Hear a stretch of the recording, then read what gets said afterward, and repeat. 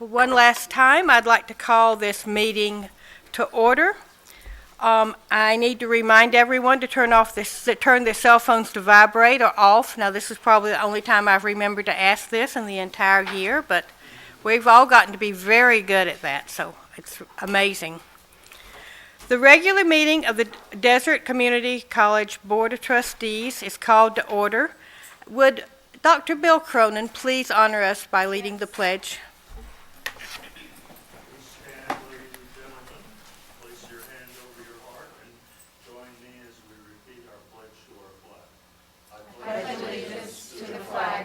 Of the United States of America, and to the republic for which it stands, one nation, under God, indivisible, with liberty and justice for all.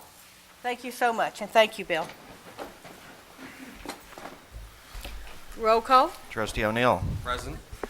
Trustee Wilson. Present. Trustee Sanchez. Present. Trustee Stefan. Present. Trustee Broughton. Present.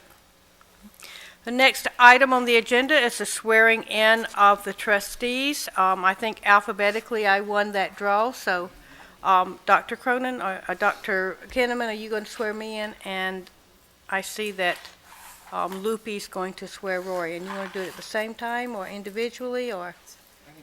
Okay, that's great.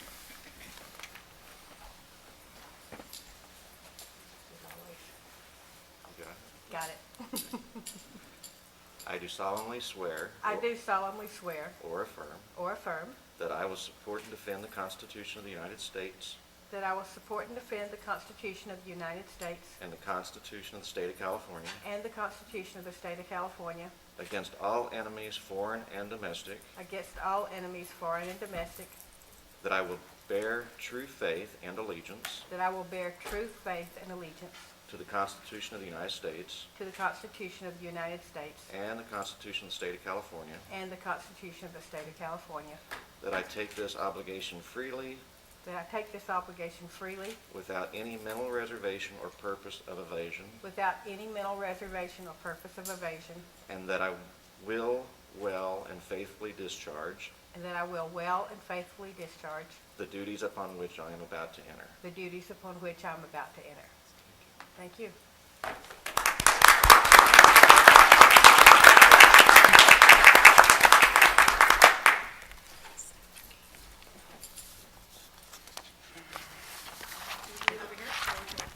Where? Okay. May I make a suggestion? That we have an Italian American flag, we can do that. They need to move them in. No, that'd be nice, yes. Please raise your right hand and repeat after me. I do solemnly swear I do solemnly swear that I will support and defend that I will support and defend the Constitution of the United States the Constitution of the United States and the Constitution of the State of California and the Constitution of the State of California against all enemies, against all enemies, foreign and domestic, foreign and domestic, that I will bear true faith that I will bear true faith and allegiance to the Constitution of the United States and allegiance to the Constitution of the United States and the Constitution of the State of California, and the Constitution of the State of California, that I will take this obligation freely that I will take this obligation freely without any mental reservation without any mental reservation or purpose of evasion, or purpose of evasion, and that I will well and that I will well and faithfully discharge the duties and faithfully discharge the duties upon which I am about to enter. upon which I am about to enter. Congratulations.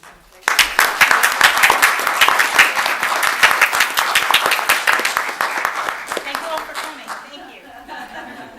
Thank you so much. Michael O'Neill, liaison.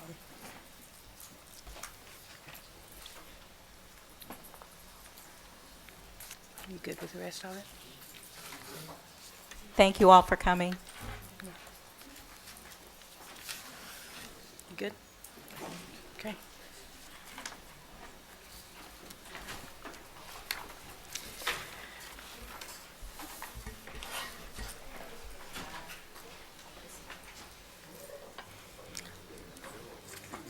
I was going to say, Aurora, you were the big draw of the day, I have to say. Trustee O'Neill just said, I know how to fill a room and I know how to clear it too.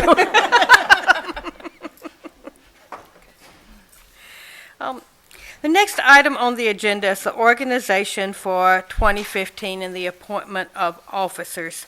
Madam Chair? Yes. I have a point of order, please. Yes, sir. In reviewing for today's meeting, our board policy 2210, which deals with officers of the board, has a major conflicting statements in it. The first statement says, at the annual organization meeting, the board shall elect from among its members a chair, vice chair, and clerk of the board. When the policy was revised in 2008, a statement was added at the end which says the board has an official system of rotating officers. And it goes through as to that rotation process. Those two statements are in conflict with each other, and while I know we have been following this, I do think I felt an obligation to bring this to the attention of the chair, and I've requested at perhaps in the January meeting that we begin a process of examining excuse me, this policy so that we can bring it into correct alignment. So that we can make it match up. So I don't know what you want to do today to make this official, but it is something maybe Carlos can add. Parliamentarian, what's our best procedure here? Sure. So you have to make a ruling as the chair. You can use past precedents to determine proceed as you have in the last 2 years. You could take a vote that would require a 2/3 majority to suspend this appointment process to the January meeting or until after your process has been revised. Either one of those things could work because you have a past precedent set already. That would probably be the most consistent decision, but the chair. But, you know, being queen has never exactly been a position I cared to put myself in, so I think I would rather look to my trustees and see what their wish is. So, do I hear a motion? Well, Madam Chair, just some clarification. It's basically precedence, right? I mean, what we've done in the past is rotation. We have, and we've done it for 2 years, I think. I'm not sure how long, maybe longer? Longer. 6, Longer, okay. So 5. we've done it for a while. I would suggest that we recommend we stay with that. Okay, and so that would be a recommendation that we stay. Michael, your recommendation is? I'm fine with that today. I think that Okay. we do need to look at this policy and bring it into alignment. Mary Jane? I agree with Aurora and Michael, we should stay Okay. and look at it. And you, Bonnie? I think we should stay with it today and then look at it in January. Okay. January review. So I think I have a clear mandate is to go forward.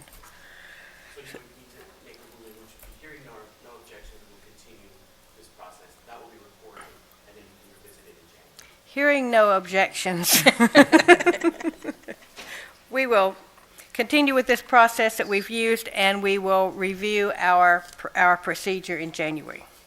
Thank you so much for being there, Carlos. So, according to the procedure that we have used the last few years, the incoming chairperson would be Bonnie Stefan. And Bonnie, it is my honor to hand this gavel over to you. You mean your pleasure.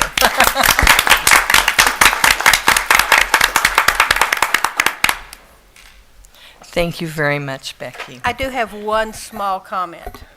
Obviously, Carlos trusts your running of the meeting more than mine because he does not have the little card set up there. But for the time that he does, here's the sheet. Thank you. And I noticed Carlos has been exercising, so he'll probably just jump up and hit me in the head with something, right? Okay. It's an honor to take over this position, but before we proceed with the appointment of officers, I'd like to say a few things about chairperson, our former chairperson now, Trustee Broughton. Trustee Broughton has brought a new level of excellence to the Board of Trustees, I feel, in her term of office. We've resolved a number of issues.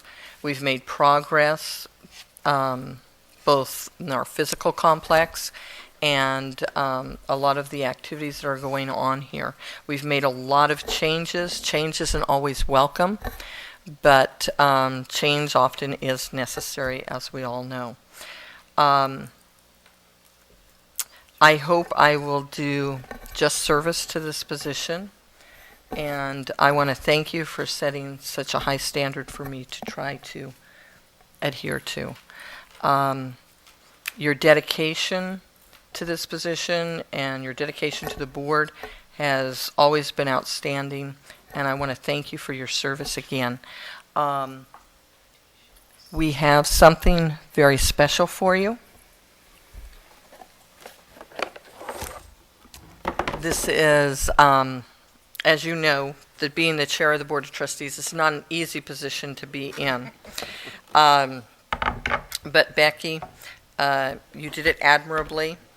And although I can't leave you with a gavel because we know it is a dangerous weapon, we are giving you one, but it's adhered to a board, and hopefully you will not throw the board at me when I do something wrong. So, Trustee Broughton, again, let me thank you for your dedication and your service and award you this presentation. Thank you so much, Bonnie, for the nice words. And I don't know if any of my other fellow trustees would like to say a few words to our outgoing chair at this time. Well, Becky followed me, and so she had a lot of cleanup to do. But she did an outstanding job, and it's always a pleasure to work with her, and she brought to the chair a level of interest and involvement that is what we all strive for, and I want to thank you for all you've done and all the time we've worked together. Thank you. Thank you, Michael. And congratulations on your new 4 years. I would like to echo those comments, and what is the newest board trustee here, I've learned from Trustee O'Neill when he served as chair, and also from you as well, Trustee Broughton, and I look forward to learning from Trustee Stefan as well, serving as chair. So thank you so much. Thank you. She's a hard taskmaster. Becky, you've done so much as chair. I really, as the youngest member on the board here, You have to rub it in. it's such a pleasure to be with such wise individuals and so caring and such forthright individuals that exemplify leadership for the Coachella Valley and for our students and for our faculty and for the college district. So you've done an outstanding job, and I hope to learn from you to be chair one day. Thank you. Thank you so much. Okay, moving on at this point, we come to the position of vice chairperson. According to rotation, that will be filled by Trustee Mary Jane Sanchez, if there is no objection. And clerk, again by rotation, would be Trustee Aurora Wilson, if there is no objection. Secretary, this position is always filled by the president of the college. So Dr. Kinnaman, would you be willing to take that position again? And if there's no objection from the board?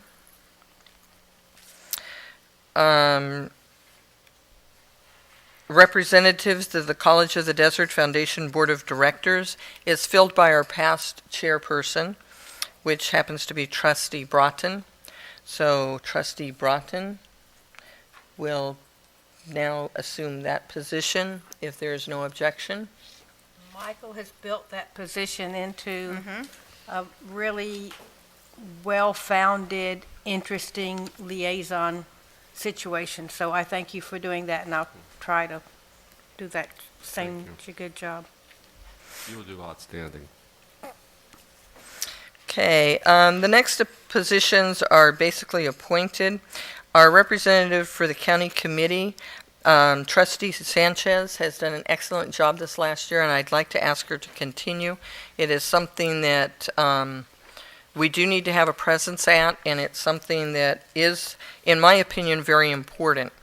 because it keeps us involved with the county. They don't have very many meetings, I know, and it doesn't seem like there's much to do, but from time to time they do have things that are also training things that we may need to be made aware of if we can attend those.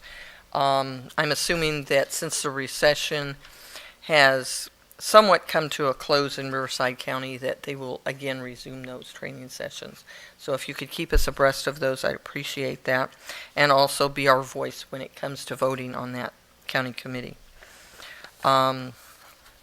Next, we have liaison to the auxiliary boards. As a person going off of the foundation board, and the foundation being one of our liaison auxiliary boards, Michael, or Trustee O'Neill, I would request that you take that position. This is something we're trying to add so that we have a liaison that goes to each of the different boards and auxiliary boards, including Academic Angels, the Alumni Association, Friends of the Library, all of the ones that utilize take part in the COD name. So if we could have you represent us on those, since you did such an admirable job representing us on the foundation, hopefully we can mend fences where they may need to be mended, and also create better contacts with those different auxiliary boards. I can see where I'm going to be in a lot of meetings. I hope so. Representative of the Citizens Bond Oversight Committee. This time I'm going to ask Trustee Wilson to take this position.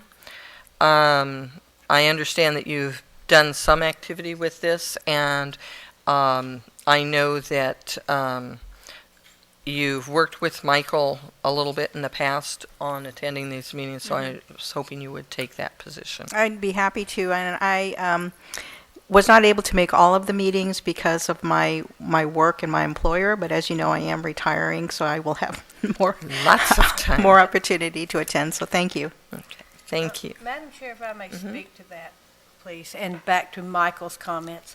When it fell on my shoulders to develop this list, although it fell on Bonnie's shoulders to fill the things, when we were looking at that liaison to the auxiliary boards, we were thinking not that it's necessary that you attend every one of those, but that those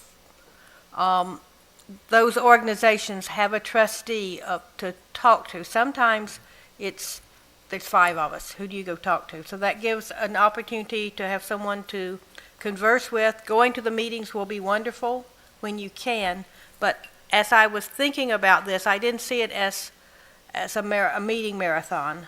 I saw it more as a point person and an opportunity for you to develop a relationship where it works into your schedule with this group or that group. I think this will be a position that grows, and perhaps after we've built a stronger relationship with one auxiliary, we'll need to spend less time there because they'll feel closer, and we can move our attention and our fence mending to another group. So that's really what I thought. I'm hoping you don't feel that, and Aurora, the same to you, and Mary Jane, to you, that these appointments shouldn't be a burden. They should be something that enhances our relationship. Thank you. Okay, and then the last position is that of parliamentarian, and I would like to ask Carlos Maldonado to continue in that capacity. Do we need to buy you new cards or laminate them for you? Okay, do you need to make them bigger so that I don't have to wear my glasses? Okay. If there's no objections, that completes our organization for the year. I'd like to thank Carlos. When I was chair, we initiated the parliamentarian, and I think it is one of the best things we've ever done, and I want to thank Carlos for being an outstanding parliamentarian and serving us very well. He knows this stuff. We don't as well as we should, maybe. Thank you, Carlos, for all that you do for us. Appreciate it. Thank you. You will find out that throughout my term, I will throw little monkey wrenches in from time to time. My audience, most of you that are out there already know that I like little monkey wrenches. I will again request that we have written reports. And I know I get to be about the worst when it comes to those, but there's a rationale for that. Sometimes we have more to say that we can say in 5 minutes. And if you have a written report and maybe you don't get through the whole report, or maybe something else has come up since you wrote the report, because I know that you submit those on the Monday prior to our meetings, that's 5 days in advance, that something could come up, and maybe there's something you need to speak to, and you can always say, please read the written report, but this is important as well. Okay, so it gives you an extra opportunity to voice over your 5-minute time limit. And I will, again, we generally let you go over a few seconds, but we don't want to have those elongated meetings that we used to have in the past. And that's the reason for the 5-minute time limit. But also that's why I request the written reports, so that we can try to adhere to a shorter schedule. And there will be other committees that I will, or things that I will ask the board to do. I think some of you that were on the board previously remember we did 2-on-2 meetings, and I will try to expand that into other areas of the college as well. Okay? And it's just so that we have communication and we understand what's going on at College of the Desert better. It's not to take the place of any state or federal training or regional training that we have the opportunity to attend. And again, we do at this time have the opportunity to attend those. We do have a little bit more leeway when it comes to finances. So hopefully you'll be able to get quite a bit out of that. One thing I think the public and everyone on the board and the college knows is that because I'm an educator, I think that part of our job here is to be educated so that we can do the best job we can. And that's probably where I differ from other people on the board with when I'm the chair, okay? Because I like to see that we're getting that extra push in education, okay? Moving on. The board meeting agenda. Pursuant to the Government Code Section 54954.2b2, the board may take action on items of business not appearing on the posted agenda upon a determination by a 2/3 vote of the board, or if less than 2/3 of the members are present, a unanimous vote of those present, that there is a need to take immediate action and that the need for action came to the attention of the local agency subsequent to the agenda being posted as specified. Are there any additions, corrections, or deletions to the agenda of December 19th, 2014? Seeing none, the agenda stands confirmed as amended. We will now recess into closed session, and we will be there to, we're a little bit over on our time, so we're going to be a little bit later than the 10:15 closed session. You have to be careful because And I know that's what posted. Can we have a motion? No, we can't. So we will be back here at 10:30. Okay? So if we go over in closed session, we'll just come in at 10:30. Okay? So with that, we're at recess. Now I have half a minute, 1 minute. Okay, so count slowly. I'm watching the clock. Oh, you're disgusting. See, this is my list. It's already on things to do today. Yeah, before I leave on Monday. I'm going to Florida. Oh, that's I'm going to exciting. go see my sister. So excited. We got water.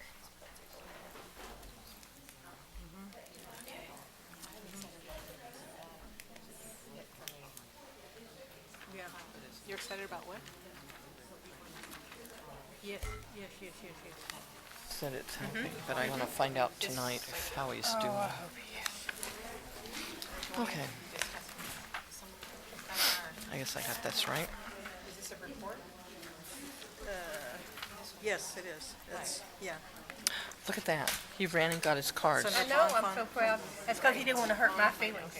Well, you'll have to keep telling me to look his way. That's why I said he's going to have to get frisbees and throw them at me. We're going to reconvene at this time to open session. First up is public comments. Oh, we have nothing to report out from closed session. No action was taken. Public comments. Persons who wish to speak to the board on any item may do so at this time. There is a time limit of 3 minutes per person and 15 minutes per topic, unless further time is granted by the board. Your comments will be timed, and you will be asked to stop speaking when the timer sounds. Please understand the board welcomes your comments, but is not able to respond to those comments. And we have 3 papers here. One is, first up is Veterans for Peace. I have Carolyn or Tom Swan. Or both in this case. That's very good. Thank you. You can sit. Do we need to have another chair brought up? If someone can grab a chair there, and then we can have 2 chairs since there's 2. Thank you. And it doesn't start timing until you have a chance to sit down and start talking. Well, that's a relief. My name is Tom Swan. I'm the president of Veterans for Peace. We're a not-for-profit organization located in the Inland Empire. We're named after late Army soldier John Castro, who was killed in the Iraq War. And we serve the community and serve our veterans. We've helped homeless veterans. We've dedicated the Peace Pole outside of the Cathedral City Library, and we take flowers to veterans in nursing homes. And I'd like to introduce Carolyn Krause, our board member. Thank you, Tom. Desert Community College District Trustee Mary Jane Sanchez has been dedicated to veterans in the Coachella Valley. She has participated for several years in many veterans expos across the Coachella Valley. She is committed to educating our Coachella Valley veterans about College of the Desert opportunities, programs, and services. She continues to hold monthly community workshops attended by veterans and veterans' families living in Desert Hot Springs. On behalf of Veterans for Peace of the Inland Empire and as a member of the VFP Board of Directors, I am proud to give this award to our public servant trustee, Mary Jane Sanchez. Thank you, Mary Jane, for your commendable service. Can you come and accept? I'll give it to you in just a second. What it says is Veterans for Peace, Inland Empire, California. 2014 Elected Official of the Year, Mary Jane Sanchez Fulton, Desert Community College District Board of Trustees. We honor your leadership and devoted service to our students and veterans. Also, your tireless efforts to advance equality, peace, and social justice. Very nice. Oh, my God.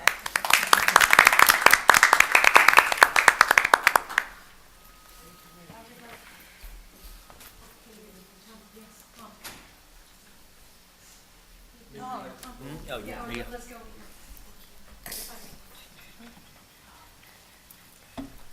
Congratulations. Thank you so much. You're certainly welcome.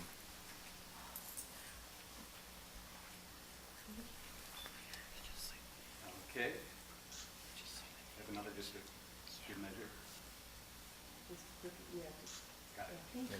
Thank you very much. Thank you. Okay. Thank you, Mary Jane, very much. Congratulations.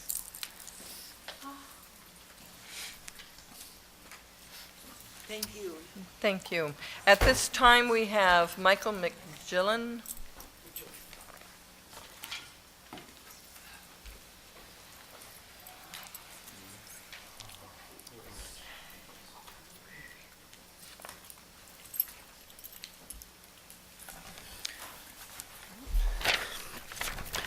Thank you. My name is Michael McGilton, faculty and chair of the Department of Mathematics and Computer Science.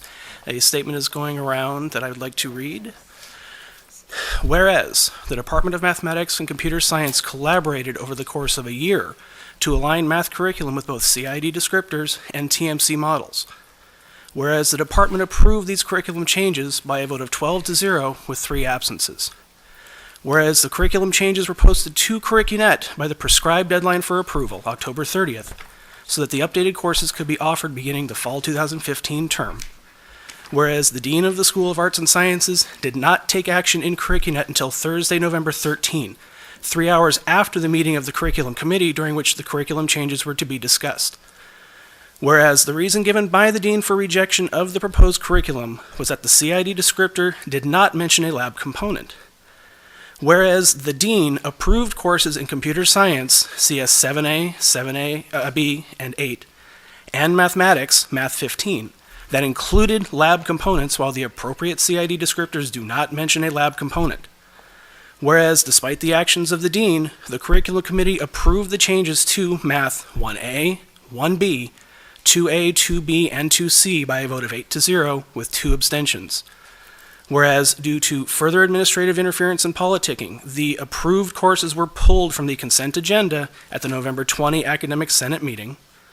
Whereas, after considerable discussion during 2 Academic Senate meetings, the Senate approved the changes to Math 1A without objection and approved the changes to Math 1B, 2A, 2B, and 2C by a vote of 8-3 with 3 abstentions. Whereas the changes from the lecture-only model for Math 50 and 40 to the lecture lab model in Math 54 and 40 occurred 10 and 14 years ago, respectively. Whereas the data collected to compare success rates between the lecture-only and lecture lab models is not statistically valid due to a number of confounding variables, primarily the number of faculty members whose pass rates are included that did not have the opportunity to teach in both models. Whereas Board Administrative Procedure 2510 states that in the area of curriculum in the Board of Trustees, quote, will rely primarily upon the recommendations of the Senate, including the decision-making structure by which the recommendations are achieved. Therefore, be it resolved by the Department of Mathematics and Computer Science that a recommendation be made to the Board of Trustees to keep the Senate-approved changes to the curriculum of the courses Math 1A, 1B, 2A, 2B, and 2C on the consent agenda, with all of the other curriculum changes that were approved by the Curriculum Committee and the Academic Senate. Thank you. I want to say enjoy your holiday, as I'm about to start doing. Have a good one. Thank you very much. At this time, and I apologize for mispronouncing your name.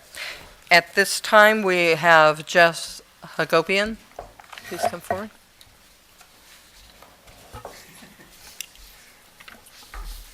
I'm not sure I'll get through all my comments. They're addressed to the board, and so I have them in written form for your perusal.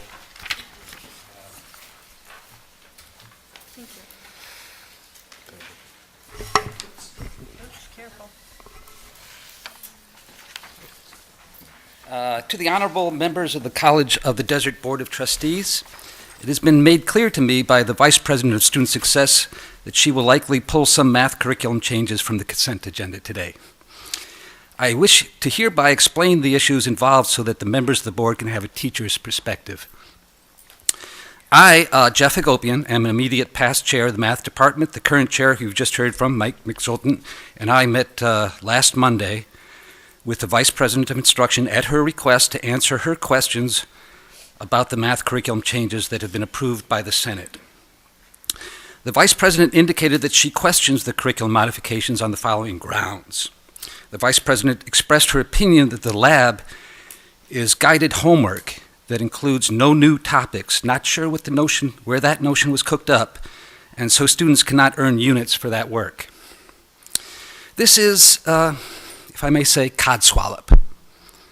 The main difference between lecture and lab is the emphasis on who is the center of activity. In lecture discussion, the lecturer would typically present essential definitions and theorems in an efficient and engaging manner and ask for questions, discussion. The center of activity is much closer to the instructor. Labs are also directed by the lecturer, but the focus of activity is more on the student, with the instructor engaging with the students in smaller groups, while other groups in parallel and not always under the direct supervision of the instructor do investigations.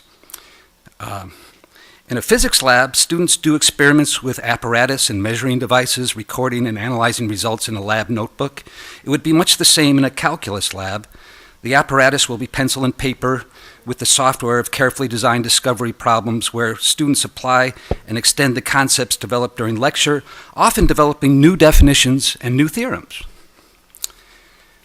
The Vice President also expressed concern that the COD lacks the human resources to apply technology in the lab. Somehow she got the notion that some of our teachers don't use technology.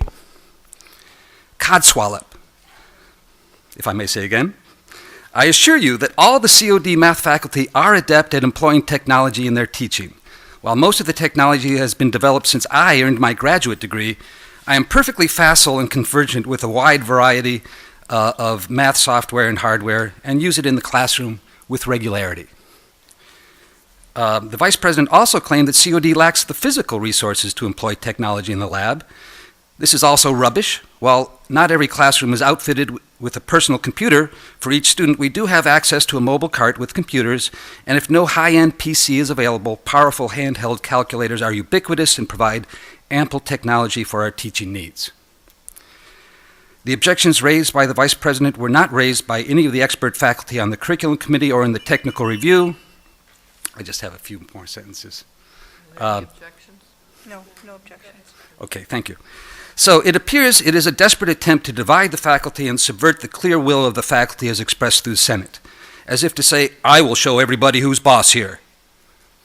That's bullying. Our policy says we will follow the recommendations of the Senate. I would urge the Board of Trustees to reject the VP's objections. They are at best fanciful. Thank you. Thank you. Let's see.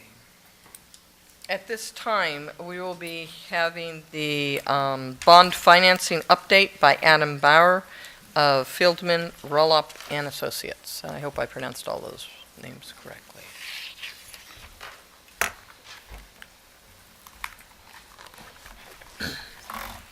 That's this one, right?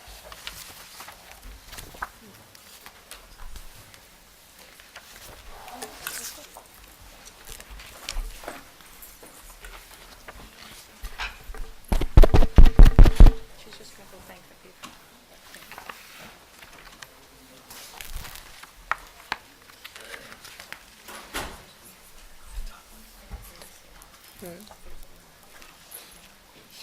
No, they will let me know. Okay. They were interrupted. Okay.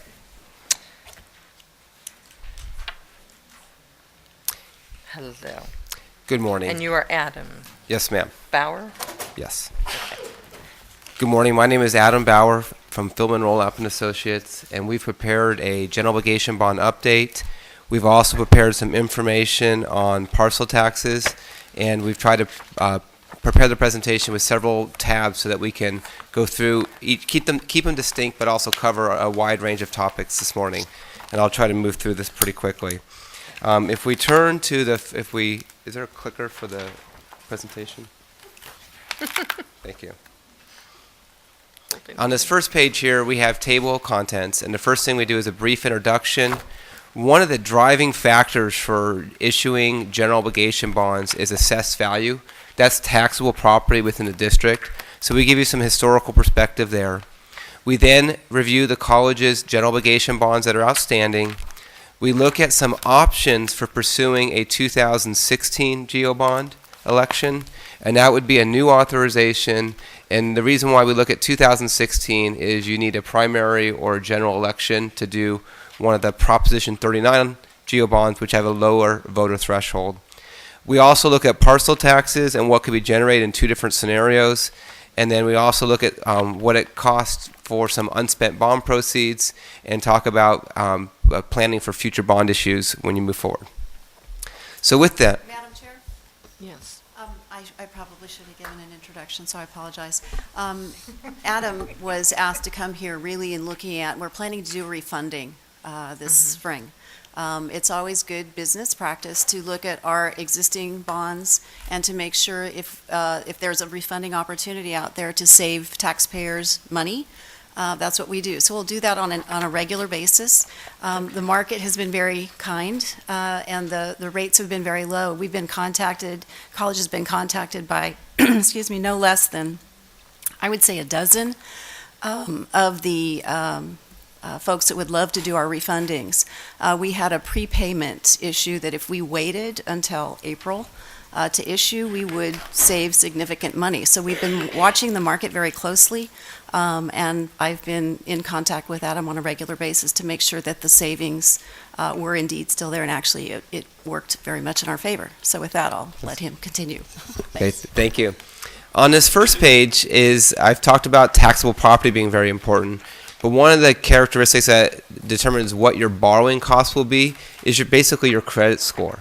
The district maintains 2 ratings or 2 credits, and that is by Moody's and Standard & Poor's. Both agencies have the college rated in the AA category. This is very good. I would say the majority of K-14 are in the single A category. The community colleges do tend to trend more towards AA than K-12, but generally I'd say 60% or more are A+ or below. When you look on here, you can see that AA2 by Moody's is a little higher than AA- by Standard & Poor's. This is a typical thing, but I also think we have some strategies to start putting pressure on Standard & Poor's to move the rating closer to where Moody's has them rated. So I'll tell you what, it doesn't happen overnight. They know it's coming. Once they see a presentation from us, they know exactly where we're trying to apply some pressure to them.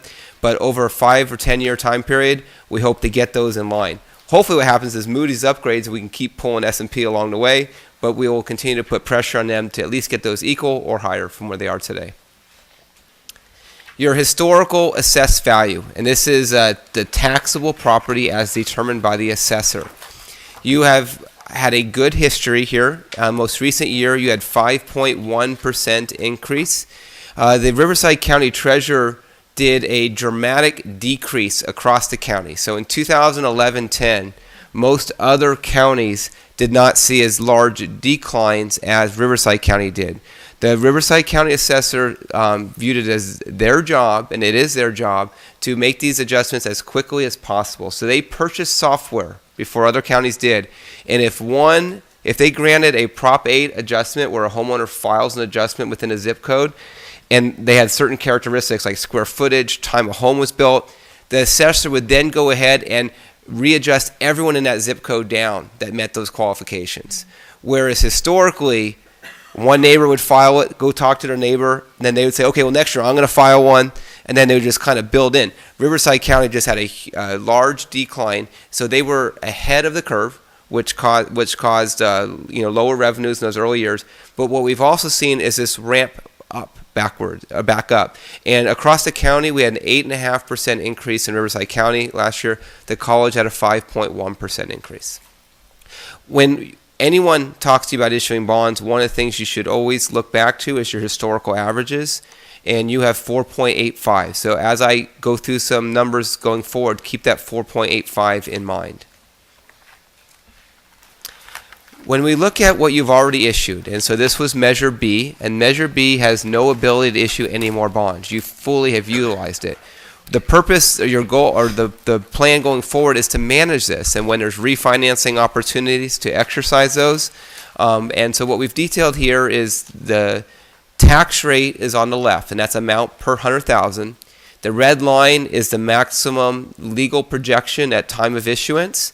And those colored bars are how much of the tax rate is absorbed by each series of bonds.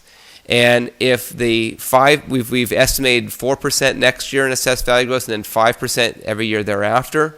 If that maintains, you'll see a declining tax rate over time. And so that's certainly a positive there.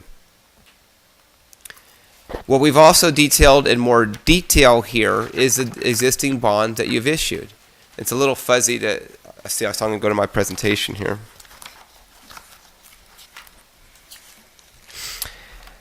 The dark blue there are the ones that can be refunded for savings, and as I said, I'll provide more details on that in a minute.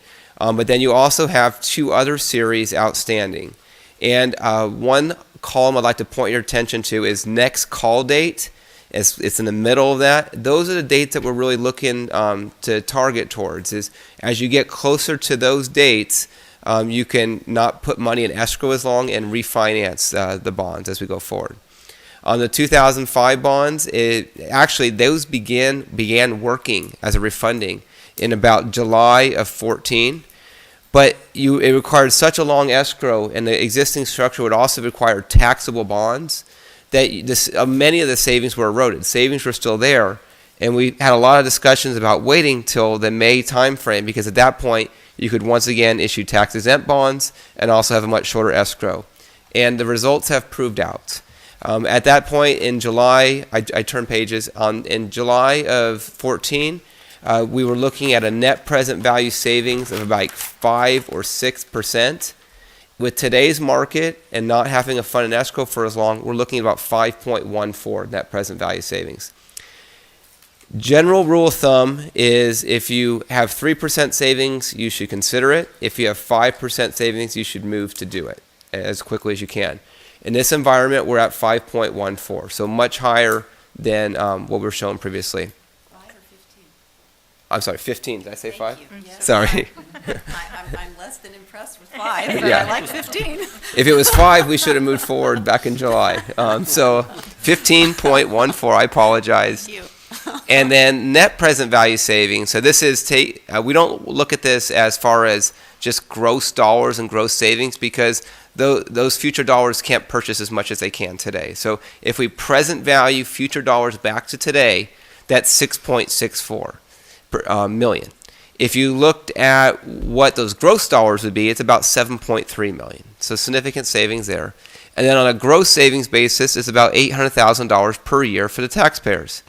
To look at this in graphical form, to the bottom left there, the yellow and green are your debt service payments today. If we refinance these at these levels, you're just paying the yellow. That green is taxpayer savings. On this next page, we show a standard sources and uses. One thing that might jump out at you as a bit confusing is that SLGS. Those are government securities. So since we're putting money in an escrow, we invest it to get some level of yield to help lower the amount that we need to sell bonds on. And then all this money goes towards repaying your existing bonds.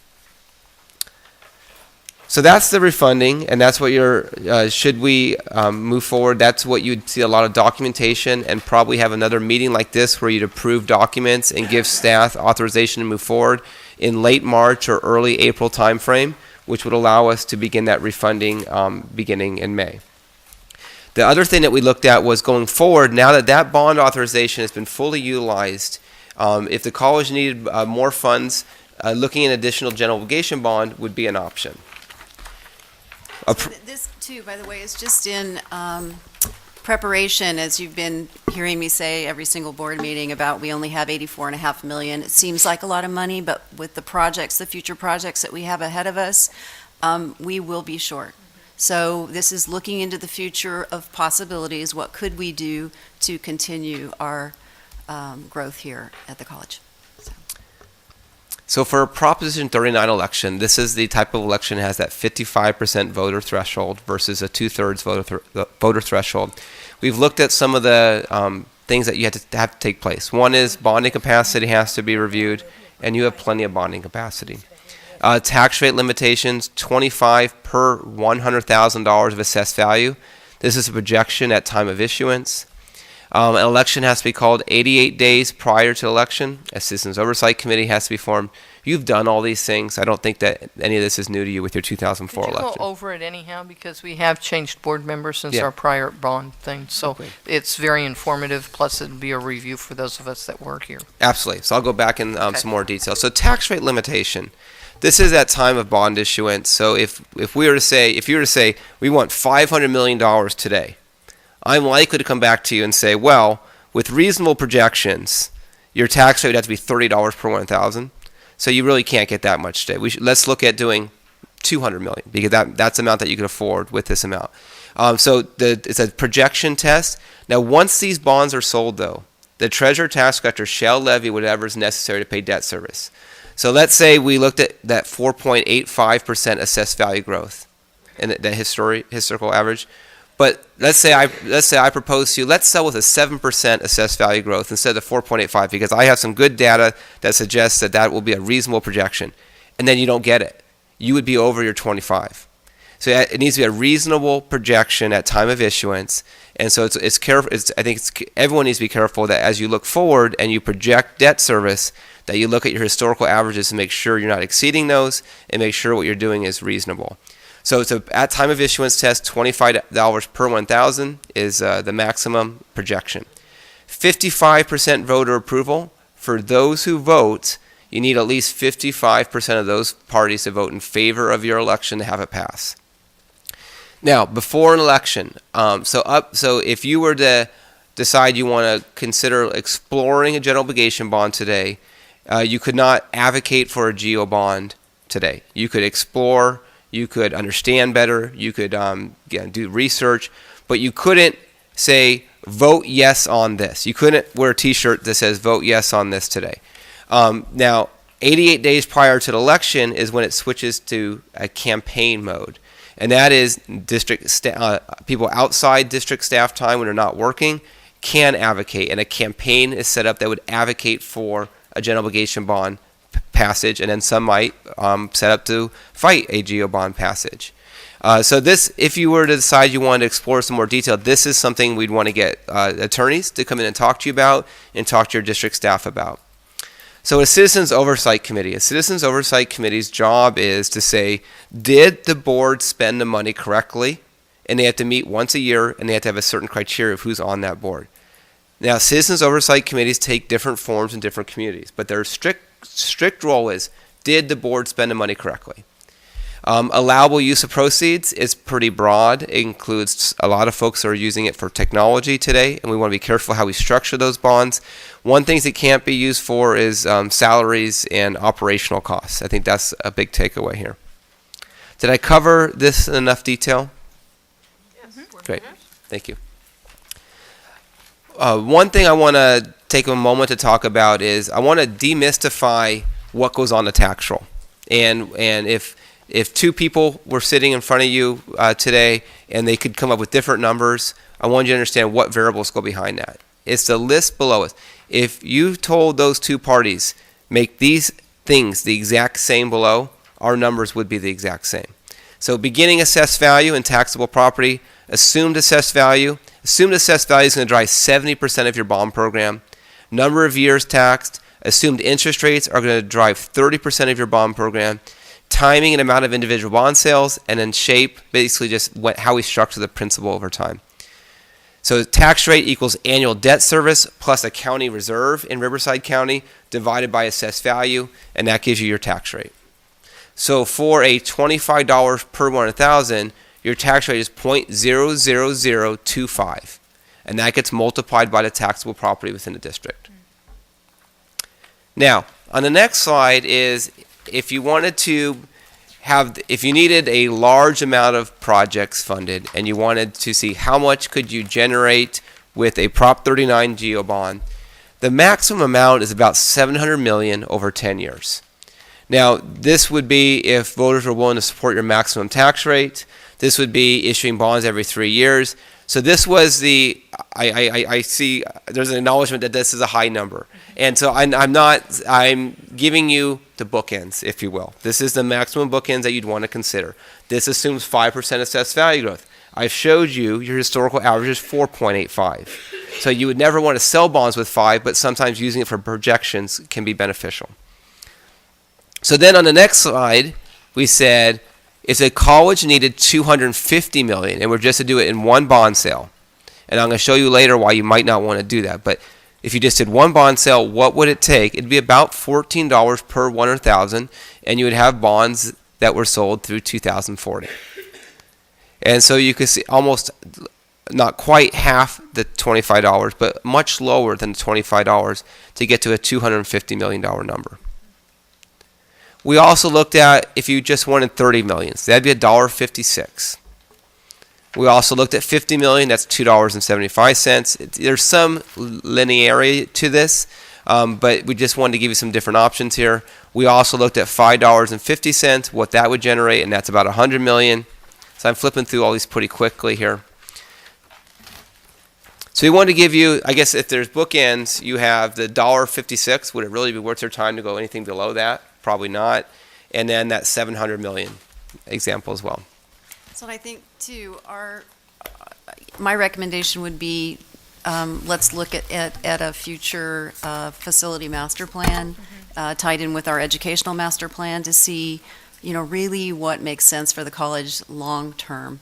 We don't want to issue more than is needed, but you also, because we're in such a great position with the current market and the fact that we are refunding and going to be saving taxpayer dollars, much of this will be seamless transition, so that there's really no increase that a taxpayer is going to see. It does require a bond campaign. It wouldn't occur again until 2016, but something to think about, just planting a seed with all the additional work that we're doing with the Ed Master Plan and Facility Master Plan. Lisa, how tightly could we tie our bond to the actual facilities we're going to build? We've all had some interesting experiences through this bond.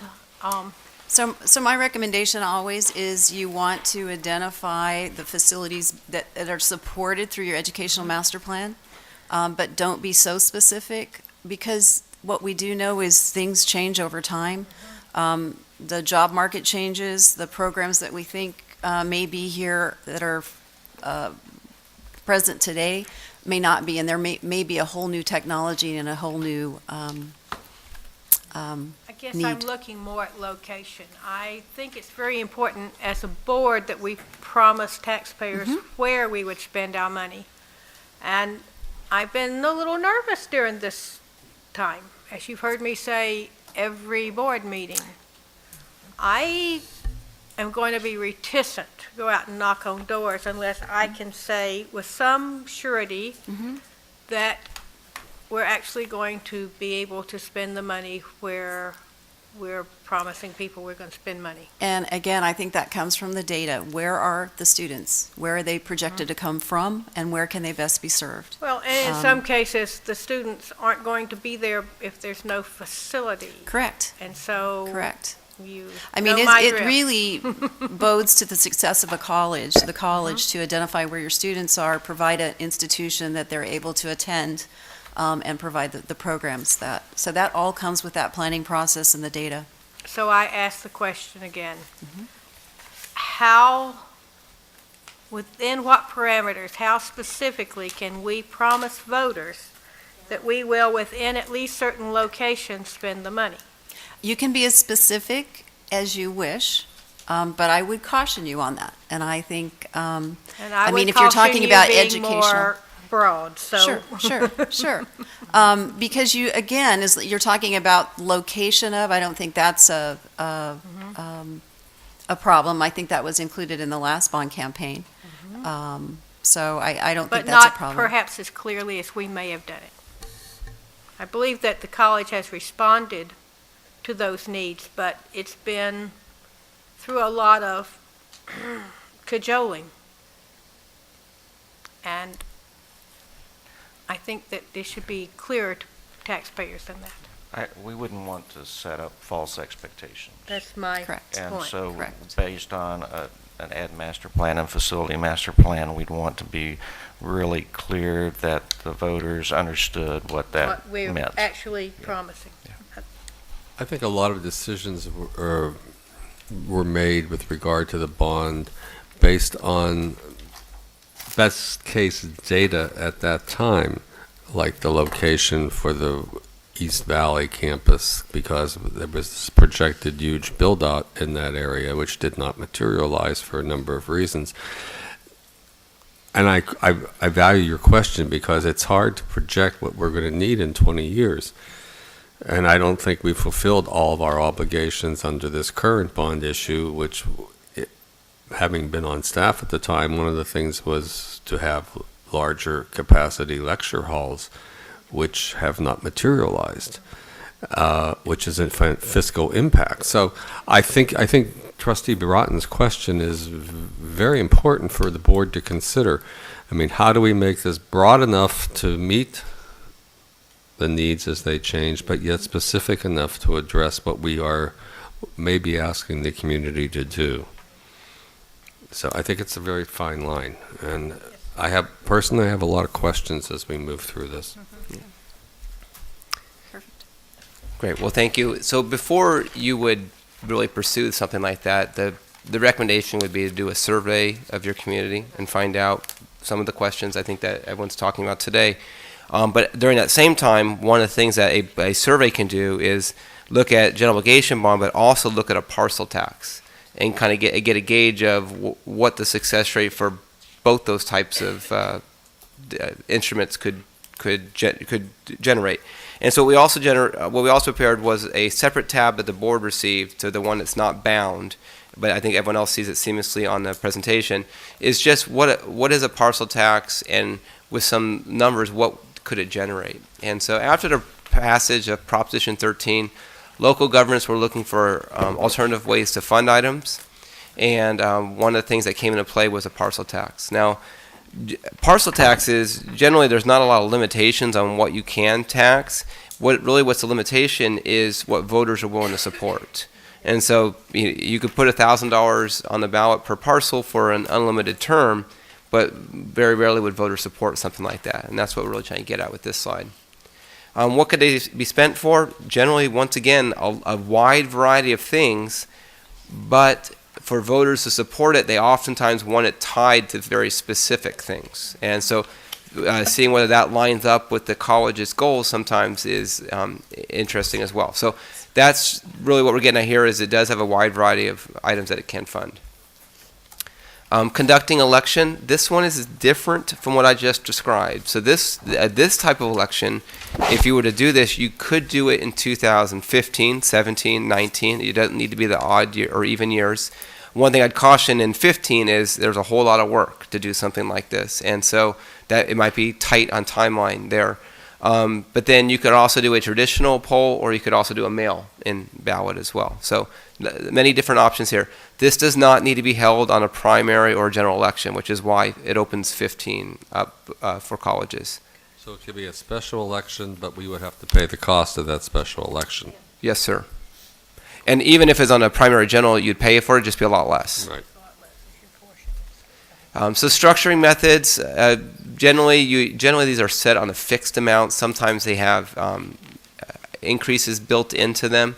We're seeing that more and more, that agencies are trying to build in increases. Really the hardest thing about a parcel tax is getting that 2/3 vote, and we highlight that there.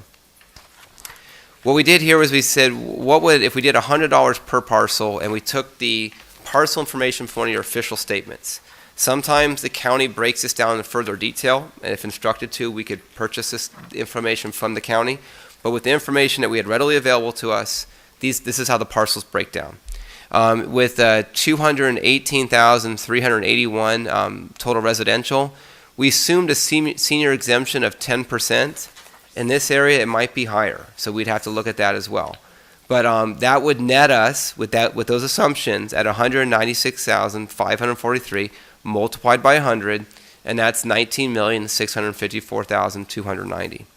We have 37,616 non-residential, non-government properties. That nets 3.7. In the end, with that level of tax, you get 23,415,000. 84% covered by residential, 16% covered by commercial type or non-government type property. $100 would be a high amount. Generally, for public agencies that get to that number, they start with something much lower, and then they keep coming back and getting it renewed a little bit higher than the time before. Question, does this ever go away, or is this forever? It depends on what voters approved and what was put on the ballot. So we would determine the length of this. Voters, well, you would put it on the ballot, you would determine that, and then voters would determine whether they support that. Right. Generally, what a poll is going to tell you is the voters aren't going to support it indefinitely. It's probably going to be somewhere between 3 and 7 years if they'll support one at all. I have a question for you. What is the usual estimate cost of doing these types of surveys? Because you have to hire, I don't know, the law firm just to get the, does your firm handle that, or is that a separate entity, or how does that work for the public? I think it would be great to know. For us, it's very important that a separate entity do that. We want someone that has statistics expertise, and we want someone that does this on a everyday basis. So independent firm. Now our firm, the college, and your attorney would review it and make sure that it's customized for the college. But an independent survey consultant would be our recommendation for you. And how much do they usually run? I believe it'd be between $25,000 and $30,000 of college funds on the first go around. Thank you. Now on the next page, I have a typo in the bullet point there. It should say 50 and it should say 11.7 up top there. So just I want to make sure I address that. But this is cutting that tax in half. This is saying let's take it from 100 to 50. What would this generate? 11.7. But I would say 50 is probably still high, given what we've seen with other surveys and what other community colleges have, the success or lack of success they've had at the ballot with parcel taxes. So that was, if we take this in increments, the refunding is, no voter approval is needed for that. We just need board support to move forward with that. General obligation bond, you need 55% voter approval. Parcel tax, 2/3. Now finally, we're just doing some housekeeping, looking at what you, yes sir. One more question about the parcel tax. Can this, the bond money had expenditure dates attached to it. Does this have expenditure dates? Can this money sit, let's say 11 million comes in this year and 11 million next year, and suddenly we have 22 million and we can build building A.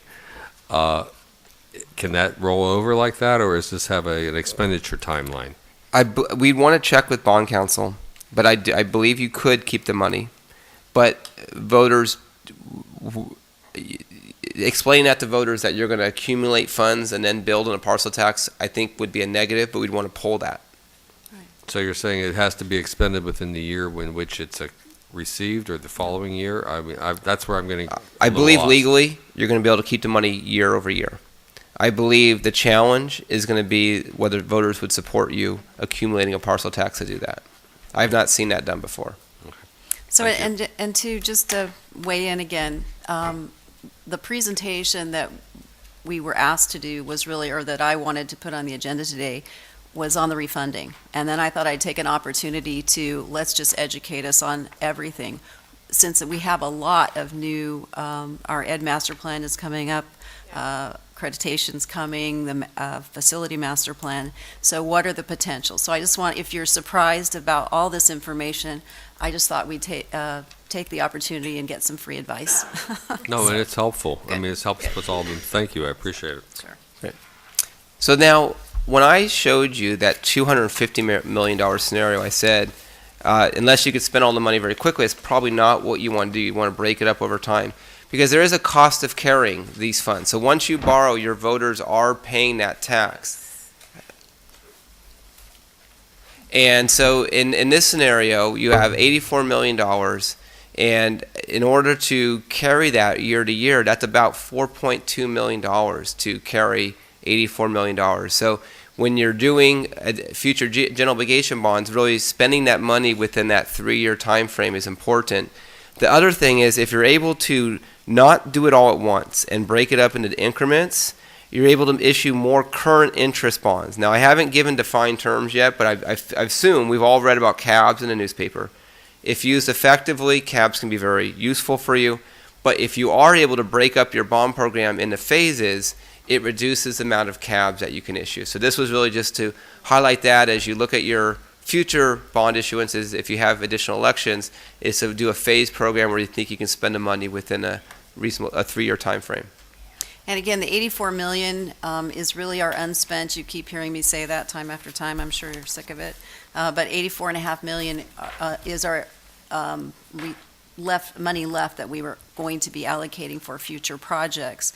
And so the look back is always easy. What we should have done, could have done.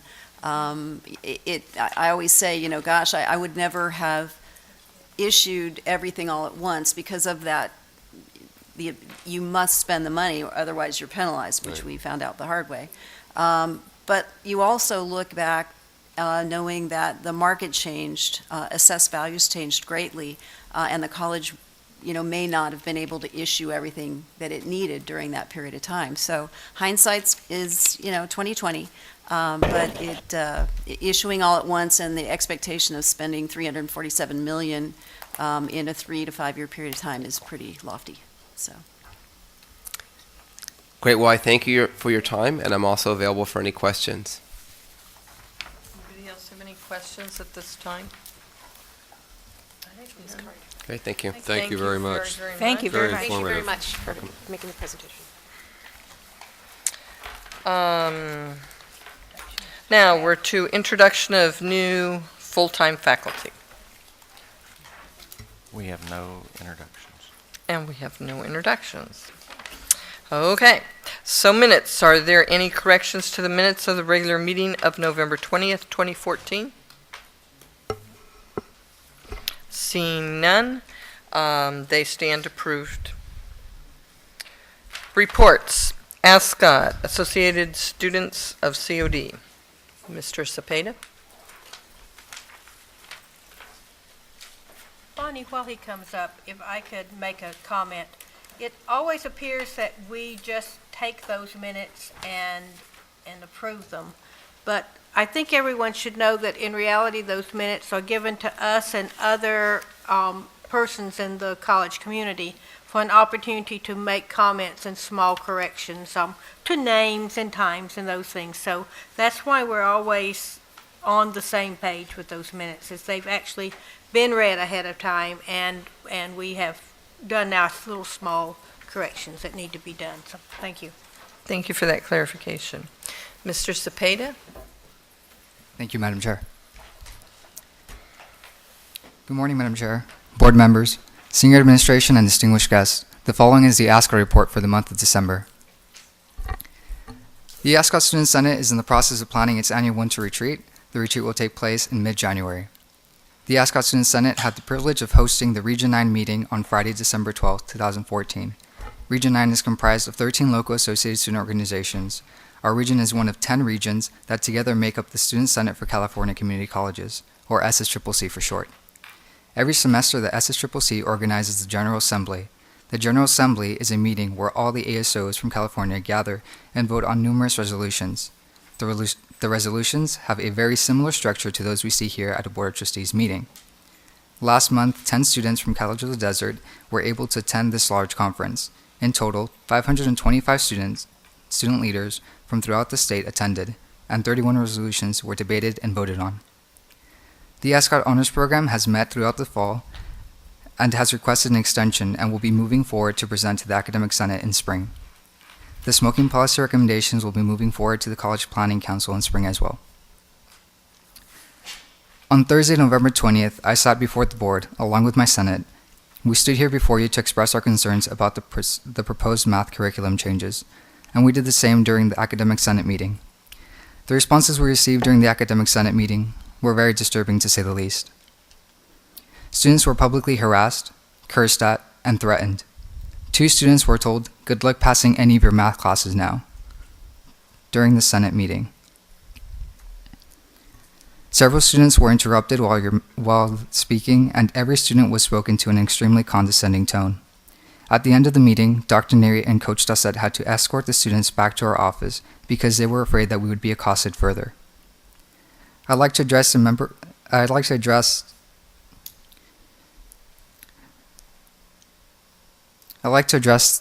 the issue of professionalism a little further.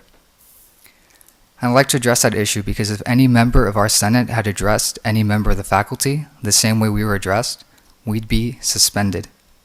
I'd like to ask how many students have been suspended for misconduct. I'd also like to ask how many faculty members have been treated the same way students have been treated when they've spoken to someone that manner. I don't think it's fair. The intimidation strategies that were used on the students were appalling and disrespectful. They were treated unethically, and we, as a college, were represented very poorly. When a member of the faculty speaks in any situation to any student, to any faculty, to any board member, they're not representing themselves. They're representing their department, and they're representing College of the Desert as a whole. I'm really sorry to say that we've seen the worst of College of the Desert in these last couple of weeks, and it's extremely disheartening. ASCOT took a stance not to support the curriculum changes. The reasons behind this action was based on the success rates of Math 40, which significantly dropped after a lab was added to the class section. We felt that we could not support something that not only had a lack of evidence to support the change, but had no evidence supporting that the change would increase success rates. Furthermore, I encourage the board to review the proposed course outline of record for the revised math sections to see if they would comply with the requirements of the Chancellor's Office before approving the changes. When any member of the administration or any professional addresses their concerns about something, we should really consider that. Every person here does their research, whether they're students, administration, or faculty, and it's disrespectful to disregard those concerns. If the students had not spoken up during the Academic Senate meeting, we would have never realized that the success rates for Math 40 dropped after the lab section. I'd like to end the board report with this. In the last couple of weeks, we've seen the worst of College of the Desert. And at the same time, I'd like to say that we've seen the best. We were able to see some very dedicated individuals that truly represent College of the Desert and truly represent the best for students. And on behalf of ASCOD, I'd like to wish everyone a wonderful holiday season, and I hope you really enjoy your break. Thank you. Thank you. Thank you. COD Foundation, Mr. Hummer. Oh, it looks like we have two. Two for one. Two for one. Good afternoon, everyone. We're here to recap the month's activities for the foundation to support student success. We kicked off the month with a wonderful event called the Citizens of Distinction, and we honored 4 people, 3 of whom are COD alumni, and they included Dan Martinez, the city manager of Indio, Tricia Gearline, who is the director of the Clinton Foundation Blueprint for Healthy Matters, and Betty Francis, who is the Desert Sun Society director, and then also Penny Mason, who is a longtime, several-decade supporter and leader for College of the Desert in many areas. Additionally, I'm happy to say that we also had a student presence. So we worked with Dr. Boyer and Dean Young from the nursing department, Dean Jaramillo and Doug Redman from automotive, Dean Berg for performing arts, and Anna Davies. We kicked off a textbook assistance fund to help cover costs of textbooks. Students spoke to the audience. It was not the primary reason that they were there. They were really there to honor individuals, but it was extremely well received, and the students did a great job in speaking about the impact that College of the Desert has had on their lives. And as a result, we actually netted a profit towards the departments and to furthering the success of our student education. Thank you for that opportunity, and thank you for all that joined us that day. And now, Peter, what do you have? Well, you saved me 3 minutes, so that's plenty of time. On December 5th, we had a President's Circle event. It was actually a mini tour of 3 of our newest buildings: Applied Sciences, Early Childhood Development, and Visual Arts.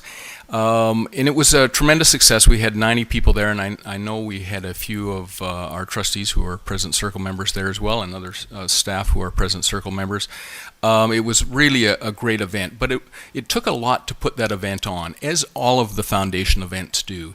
And what we at the foundation are really thankful for in this time of holidays and thanks is the amount of work that the college does to make our job so easy. It is very easy to raise money on a product that is exceptional, and we have a very exceptional product here. And for instance, on the event on December 5th, where we had the tour, we had people from John Jaramillo and his team, Bert Batinga and George Brown and Jeff Place. At Early Childhood, we had under Dean Young, we had Diane Russum and Donna Green, and Visual Arts under Dean Jim Berg, we had Judith Cook and Emily Madigan. But at the same time, we also had Brandon Topher from Maintenance and Operations, whose staff did an amazing job to prepare the site where all of these people, all of these community members who are supportive of the college, were coming to see these buildings. So the custodial staff, everybody from Donna Wells in custodial, Mike Reich, his team, was fantastic. So there's a lot that goes into the success that the foundation has had. And when we give tours, Chef Steve Benno, Douglas Redmond, Dorothy Anderson, I mean, it goes on and on of the people. Linda Shapes, J.W. Over in Stagecraft. Just phenomenal representatives of the college that our donors, our potential donors, have the ability to engage with. And so at this time of thanks, on behalf of the foundation, we really want to thank all those people. Jose, who gets the golf carts for us and cleans them before our donors get in them. These are the little things that really make it special for us, and really are the reason why the foundation has had so much success this year. So we're grateful for everybody, and I mean throughout the college. So thank you all. Happy holidays to you all, and we'll see you in the new year. Thank you. Thank you. Comments. Sorry, we're not supposed to make comments. Okay. Street Fair. Amber Fleming.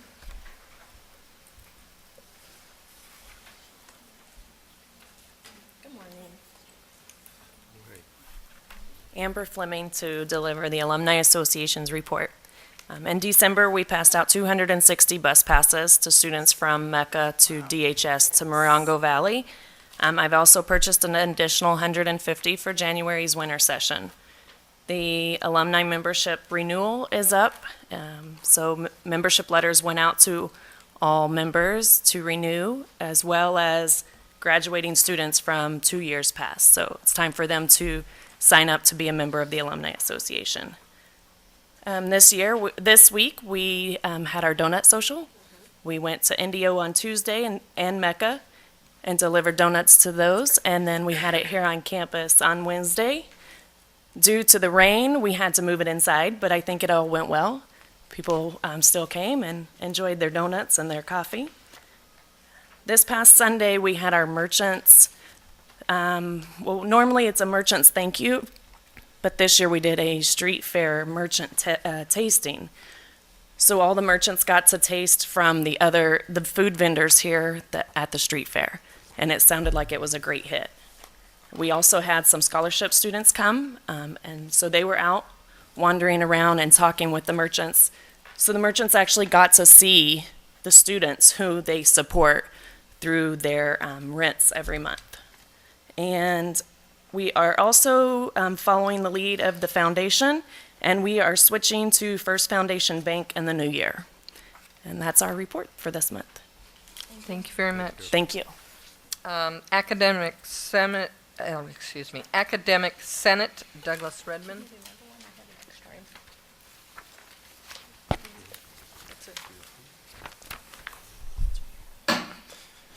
Good morning. Another semester has come to an end, and it went fast. The Senate has passed an emeritus resolution for Stan Dupre. It will be forwarded to the Office of the President for your consideration at the January board meeting. Faculty Innovation Center. This is an exciting concept.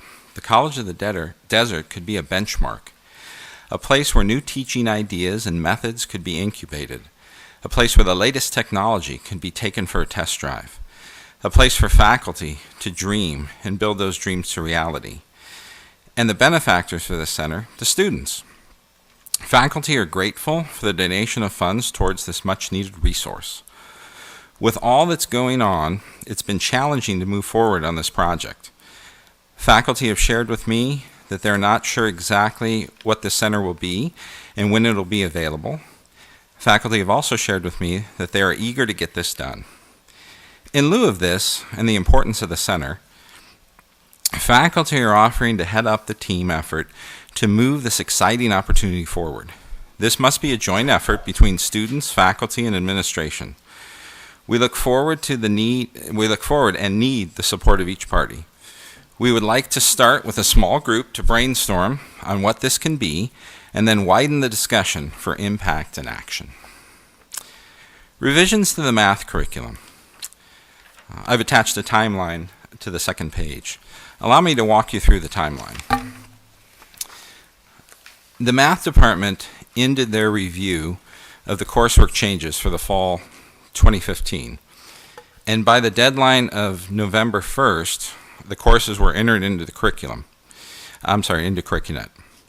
There was a tech review meeting of all the courses conducted by the curriculum committee members. There was a tech review meeting. This was of all the courses. This was conducted by members of the curriculum committee and others, including curriculum specialist, matriculation officer, student service faculty. On the 10th of November, the curriculum committee agenda was sent to all faculty, including proposed math curriculum modifications.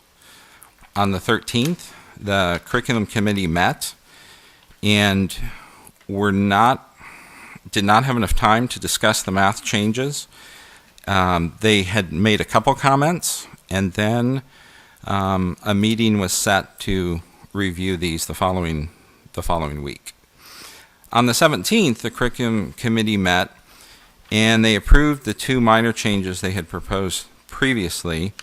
Math withdrew one of the courses, and there were guests who participated in the discussion: the ASCOT student president, the dean of School of Liberal Arts and Scientists, and the executive vice president. On the 19th, I met with our student representative to answer questions in regard to lab hours, units, lecture hours, and how they're calculated, and any other questions he may have had. On the 20th, the all-faculty Senate meeting took place, and the math courses were pulled from the consent agenda. There was discussion and debate. Math 1A was approved, and the other proposed math courses were not approved. The motions failed. Between the 21st and the 1st of December, and I don't have the exact date, math faculty did meet with ASCOT to explain the rationale for the modifications. On the 2nd, there was another all-faculty Senate meeting, and the failed motion for the TMC math courses was rescinded. There was more discussion and debate, and then the TMC math curriculum was approved, which is 1B, 2A, 2B, 2C. And then it was sent to the board to put on the agenda for approval today. There are some important issues that we, faculty, are reminded through this process. Each subcommittee, committee, and all faculty senate has a responsibility to consider what is best for our students and what is best for the college as a whole. An opportunity for participation must include exposure to related information and time for each party to understand and consider each proposal. While at the end of the day, individual faculty members may agree or not with the decision of the Senate, if the process was followed, allowing all to participate, faculty will support the decision.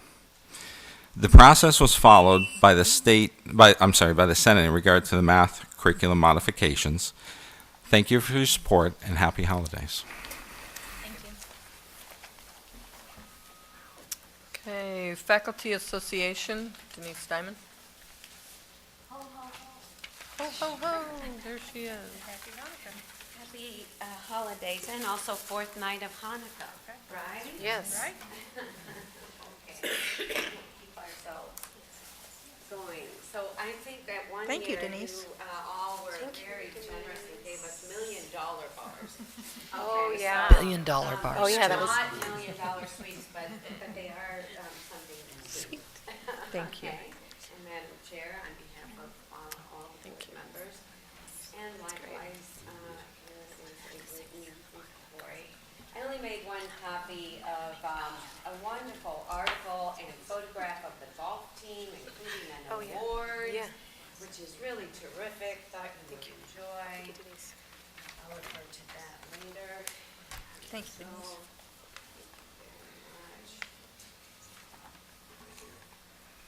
thank you so much. Okay. Okay. Do I get some? Oh, Doug, you forgot your envelope.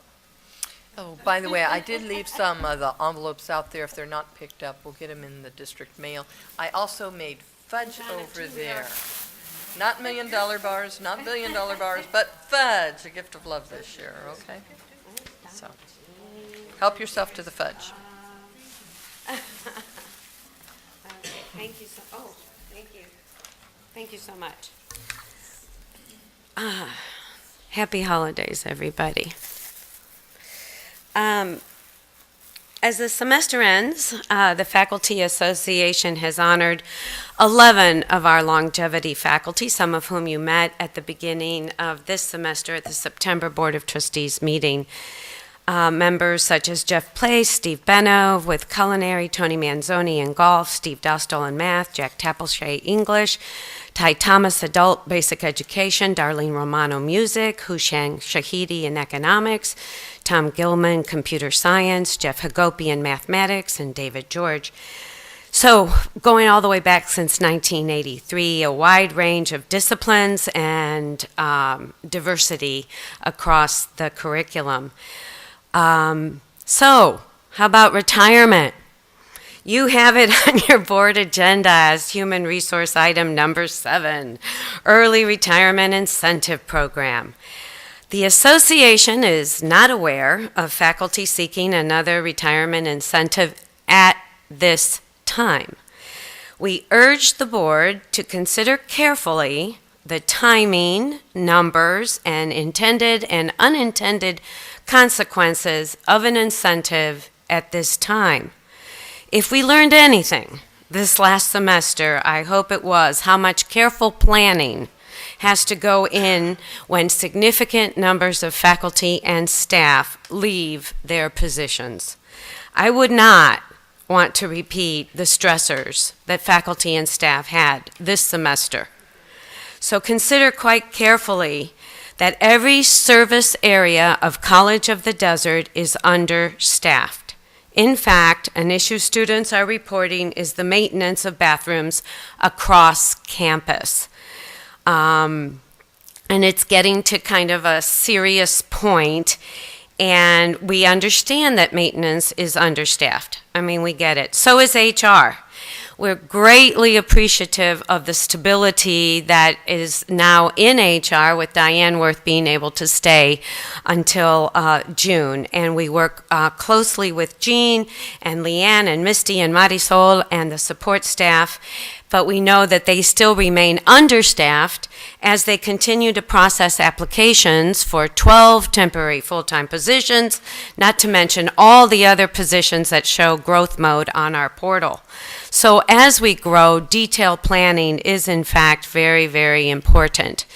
Additionally, I want to address my current experience, having had the opportunity to sit on one of the many temporary full-time faculty hiring committees, and the clarity that we wanted to bring to that discussion, which was Title V language that allows for adjunct faculty who have served and are serving at College of the Desert to be considered for temporary full-time positions. So that Title V language was something that was cleared through HR and sent to the full-time adjunct as well as all the deans, so that all of us sitting on those committees would be quite clear. It is remarkably impressive to listen to the backgrounds of all the people who interview and our adjuncts as well. I am here as a story of a person who came from adjunct into temporary full-time and later had the opportunity to apply for a tenure track. This is a very, very important aspect of honoring those who serve us and moving forward in a positive direction, especially when time is pressing. Our temporary full-time faculty have to hit the ground running on January 26th when the new semester opens. A lot of full-time faculty and adjuncts are participating in a very robust intersession, which we haven't had in many years. So we all are doing a lot. And we have to take all of these things into consideration. I've given you some bargaining updates there, as well as some grievance updates, and want to share that I was in attendance at the November 20th Senate meeting. I was a voting member on December 2nd. I have gone to an ASCOT meeting. I make myself available for any discussions and positive moving forward that this community wants to have. Thank you so much. Thank you. Thank you. And at this time, College of the Desert Adjunct Association, CODA.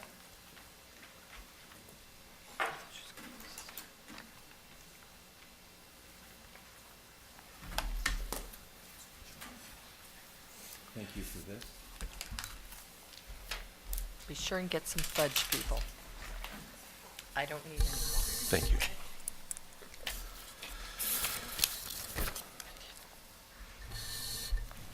Well, I would like to begin and also wish everybody happy holidays and enjoy your break.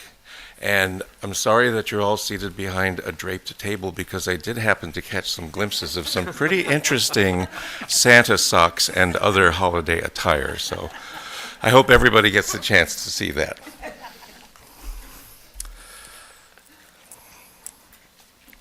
As Denise has said, interviews are currently going on for the full-time temporary positions, and I know that decisions are going to be made soon, and I would like to reiterate what she said, that it's very important that our adjuncts be given full consideration for these positions, because they are qualified, highly qualified, and for them not to receive full consideration would be a very negative message to send to our adjuncts. CODA recently held some elections last November for some positions on our board of directors, and I have the pleasure today of introducing two new executive board members who were elected to those positions. So first I would like to introduce Vanessa Sheldon. Vanessa has a doctorate of musical arts and is a passionate educator and Palm Springs resident. Entering college at the age of 13, she received her bachelor's and master's degrees from California State University, Los Angeles, and received her doctorate from the University of Arizona at age 19. She began teaching at COD in 2005. As a professional harpist, she plays classical, Celtic, jazz, and rock music, and has toured internationally, and performs with notables such as Barry Manilow and Il Divo, and concertizes at private and public events throughout Southern California. She also represents COD at the state level by serving as her delegate for the California Teachers Association and on the California Community College Association's membership committee. As a former member of the Part-Time Faculty Issues Committee, she's testified for education legislation at the State Senate. Dr. Sheldon also teaches at Mount San Jacinto College and with the Osher Institute at Cal State University, San Bernardino, Palm Desert, in addition to maintaining a private music studio with harp and piano students of all ages. Vanessa is our new vice president. Next, I'd like to introduce Dr. Robert Pellenbarg. And Bob has a PhD in chemical oceanography from the University of Delaware. He was a research oceanographer at the Naval Research Laboratory in Washington, D.C. for 25 years. He was also chief scientist at a startup company developing a new method for desalination of seawater. He has lived in the Coachella Valley for 8 years, and here at COD he teaches oceanography, earth science, climate change, astronomy, and chemistry. You know, all the easy A courses.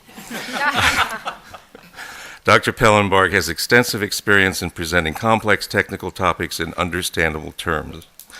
In addition to serving on various college committees, Dr. Pellenbarg has represented adjuncts on the Academic Senate for several years. He is also treasurer at a major credit union and at a Coachella Valley Natural History Association, and he now serves as CODA's new treasurer.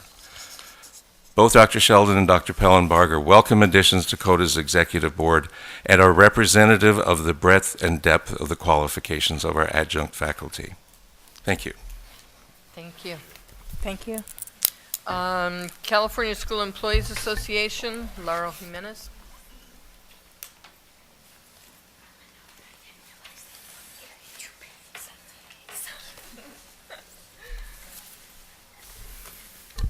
Thank you.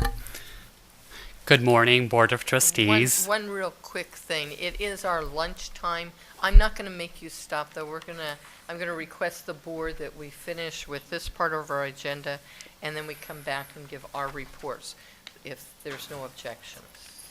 Seeing none. I could certainly come back as well. We won't make you do that. Thank you. Good morning, Board of Trustees, administration, esteemed guests. Thank you to Trustee Brockton for your leadership of the Board of Trustees during the challenges and successes of last year.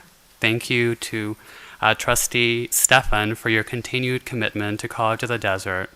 We look forward to your leadership as chair in this coming year.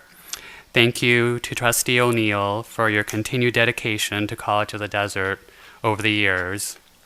Thank you to Trustee Sanchez-Fulton for your energy and excitement to serve your constituents, the students and families of the west end of the valley. Thank you to Trustee Wilson, I'll say this for the last time, for stepping into the vacancy left in the Board of Trustees.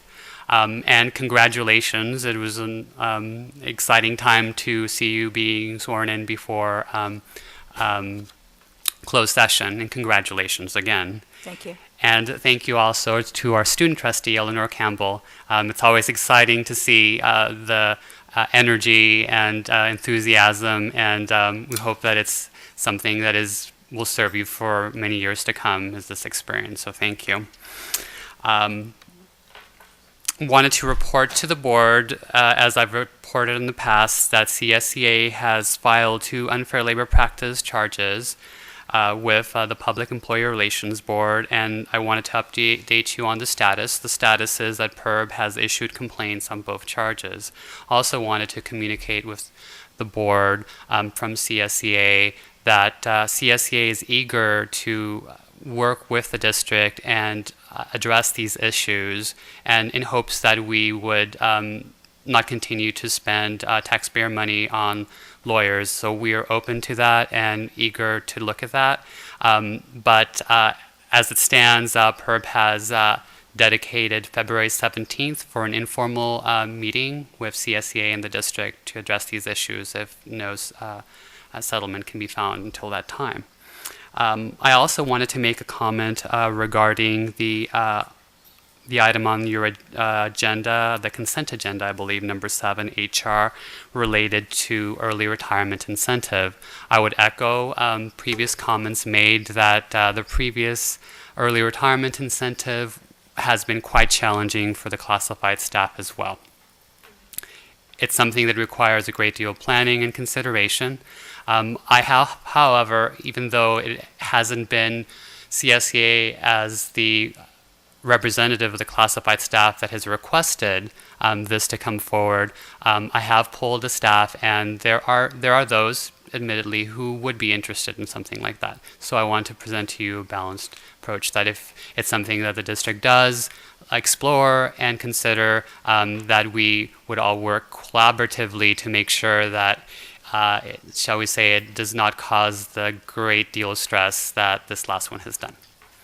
Wanted to also discuss, we mentioned the idea of the minutes, and we'll want to address, there was a little bit of a challenge to one of the statements that I had made, and so I don't know what the appropriate way would have been since that has already been approved, but I did want to thank Angela, because the minutes were more robust, and so that I think is something that's quite useful for the public to be able to see if they aren't able to attend, so thank you for that. Those were great. Going forward as well, would like to bring to the attention to the board, you often see working out of regular classifications that you approve. That's something that has been important to CSEA and to Dr. Kinnaman as well. We look forward to working more on the way those are done, so that the people who are eager to expand and grow and accomplish different things are able to be compensated well for those times when they step up and address the needs of the students in the college. I do want to thank you all for your support in this last year, to each of you.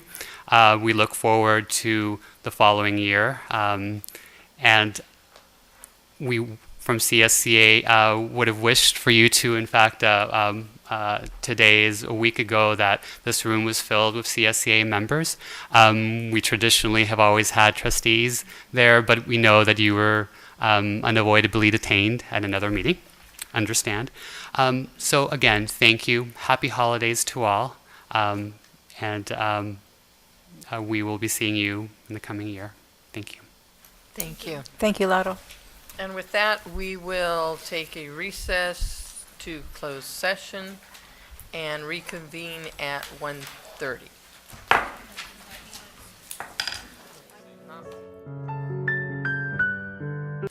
At this time, we'll carry on with the governing board reports.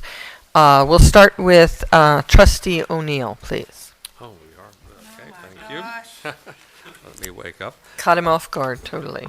Michael, am I on? Okay.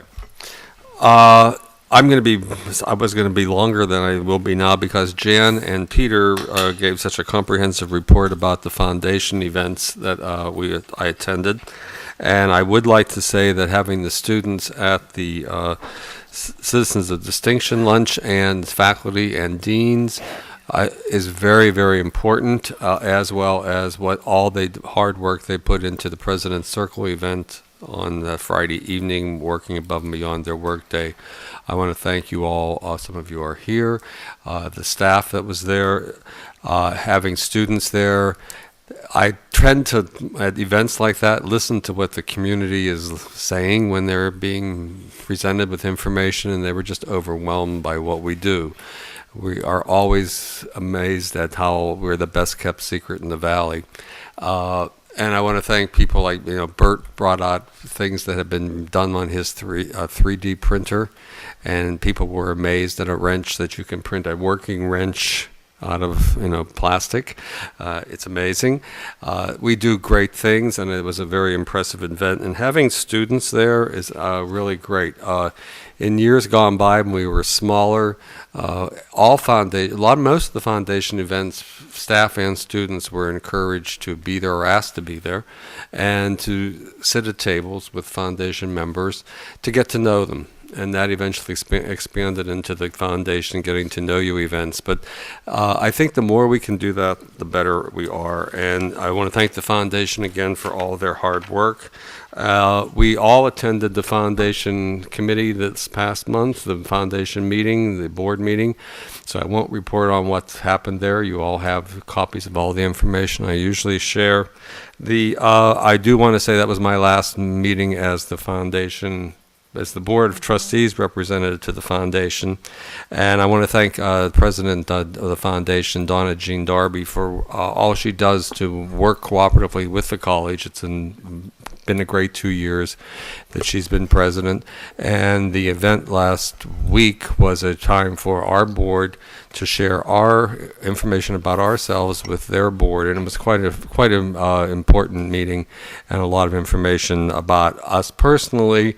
They got to know us, we got to know them, and I think that's very important. I attended the Health and Welfare Committee meeting, and I'll talk about that. I'm sure Lisa will too later on in one of the agenda items. I'm going to try to move quickly. The California Community College League Conference, we were hosted here in the Valley. I know Trustee Sanchez was involved in that and probably has comments. I do want to talk about two of the sessions that I attended. One of them was AB 86, which is that planning committee grant through the Chancellor's Office for how we do adult basic skills and community education and career and technical short-term programs, et cetera, et cetera, et cetera. That recommendation is due to the legislature in March. I would hope that when that is presented, that we would have some feedback as to what has gone on locally, because I know we authorized the process, but we haven't heard any updates as to where we're at. So I hope we would have some information about that and see where we're heading as a community. That includes all the K-12s and all the college and some other agencies. Excuse me. The other one I want to talk about, the other session I want to talk about was entitled Sacred Cows or Obstacles to Progress, Reconsidering Statutory and Regulatory Restrictions on Budget Allocation. Can we do better?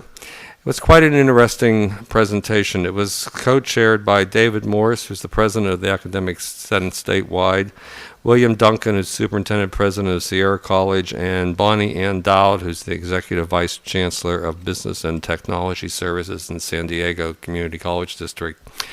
The theme of this was we have all these great pieces of legislation that came about, AB 1725, the 50% rule, the 75-25, and on and on and on. And each of them came out to address a particular situation at a particular time in the history of the community colleges. Unfortunately, as we have developed and progressed and changed, they conflict with one another. They make it almost impossible to do business.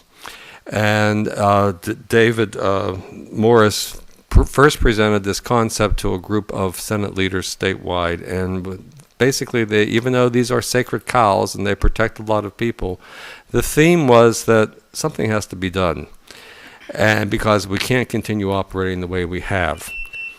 Can I proceed? Is there any objection? No.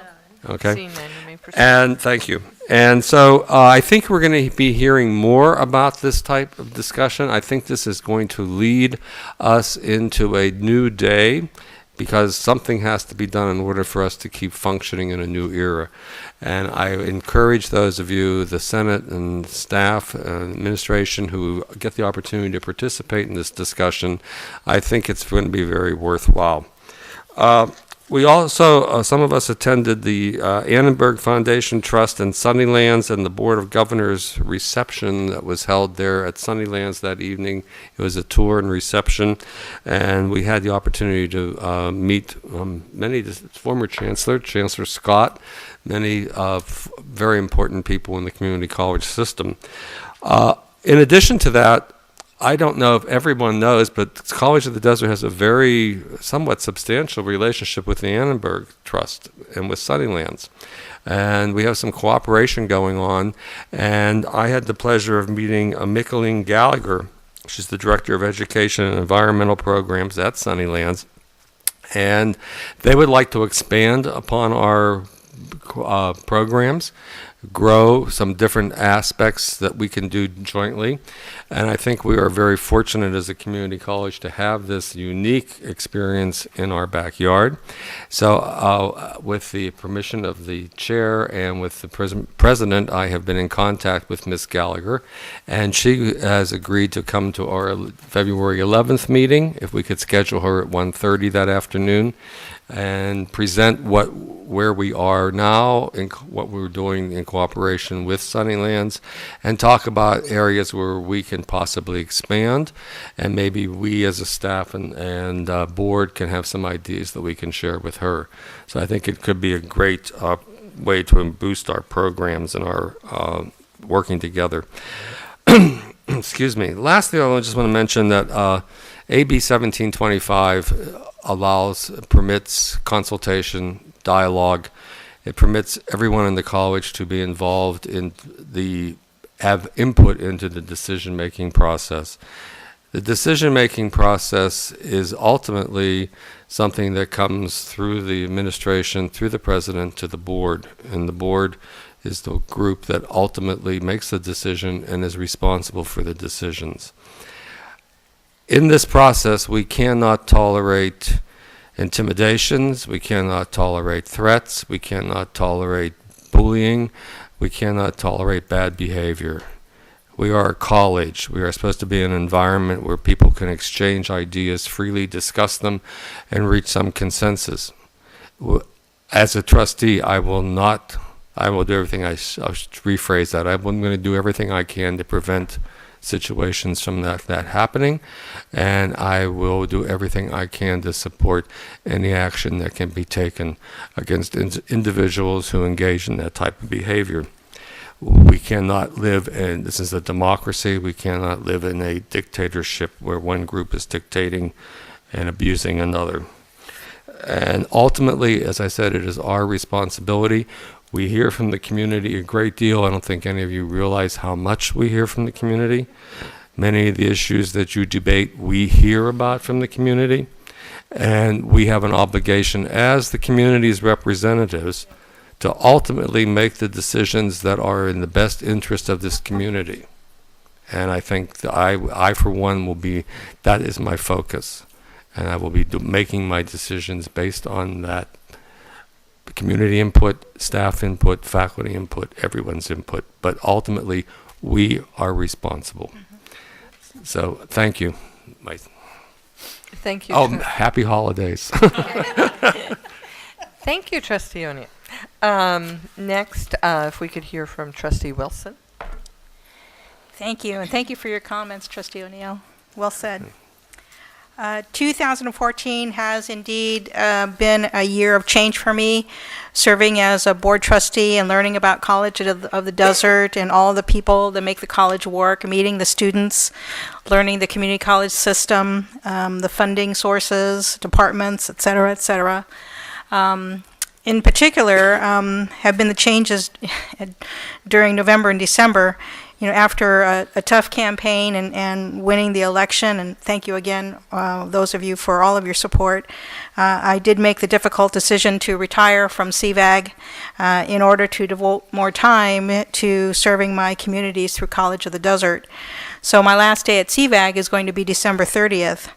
I also sold my home in November and bought a new one, and so I've downsized, and I still live in Palm Desert. And I have a lot of boxes in storage that I need to bring into my new home, etc. So with several major events going on in my personal life, my sincere apologies for not being able to attend all the events that I wanted to during the 2 months that my colleagues were able to go to. But I did manage to attend some events. Of course, there's the Friends of the COD Library Board, their meeting that they had. I am a board member. And also attended the Academic Angel Citizens of Distinction Luncheon at the Renaissance Esmeralda, and congratulations to the recipients and to the foundation for putting on such a wonderful event. I also, December 2nd, attended County Supervisor John Benoit's holiday party. He had that event at Desert Willow, and it was one of my first events as an elected official, so I was very happy. And I was also late, but I did make it to the foundation board meeting. So thank you. And then I did attend with Trustee Stefan, the Localandia event. That was a lot of fun. Great entertainment at the Mark Center Art Gallery. Dr. Socio did an outstanding job again of bringing together and showcasing the talents of our students and of others in the community. There was also the World Affairs Council of the Desert. They've had a couple of meetings, and I've attended those as well. And thank you, Guido Portante, the president of the World Affairs, who is here today for my ceremony. And then yesterday attended both the nursing pinning ceremony and the basic peace officers training award ceremony. And congratulations to all. What a wonderful endeavor. And please continue to send me emails and invite me to your meetings. Thank you all. The happiest of holidays. It's been an honor serving my 4 colleagues and working with President Kinnaman and staff and all of you. So I look forward to the next 4 years as your elected board trustee. Thank you. Thank you, Trustee Wilson. Student Trustee Campbell. Hi, everyone. This month, I had the pleasure of attending the foundation board meeting. Is really nice because I got to meet lots of individuals who do lots for our community and our college and our students, and I had no idea some of those groups existed, so it was really nice getting to meet them. I attended our Region 9 meeting, which was here at COD, and we had other community colleges in our region visit our school, and we got lots of compliments of our building and our campus. I was able to attend our nursing pinning, and that was, like always, it's a very emotional ceremony. I didn't personally know anyone, and I still had tears. I plan on attending our Ascot Winter Retreat, which is planned to be mid-January sometime. I had the opportunity to pay a visit to our PACE office here in Palm Desert, which is located at the mall, and I was very happy that COD is a part of that organization because they were very helpful and accommodating with trying to get help on the computer. Let's see, I was able to attend the Citizens of distinction lunch. And I want to thank everyone for allowing me to be part of that, and congratulations to the people who received awards that day. Let's see, I wanted to take time to thank my governing board and also the COD Board and Carlos for a great semester, and thank you for all the support during this time. Finals are finally over, and I'm very relieved because I'm pretty sure I got A's in my classes, so that's a great feeling. Yeah, tried public speaking in Spanish. I thought, oh, hey, I'm pretty fluent, but my last final was public speaking in Spanish, and that was kind of interesting. Let's see. I'd like to thank Marge Dodge. I was trying to go to the Friends of the Library ceremony that they had with the book and author signing. I wasn't able to attend because I couldn't find it, but she went ahead and sent me the book with the author's signature on it, so I want to thank her. And let's see. I also participated with the Annenberg tour and reception.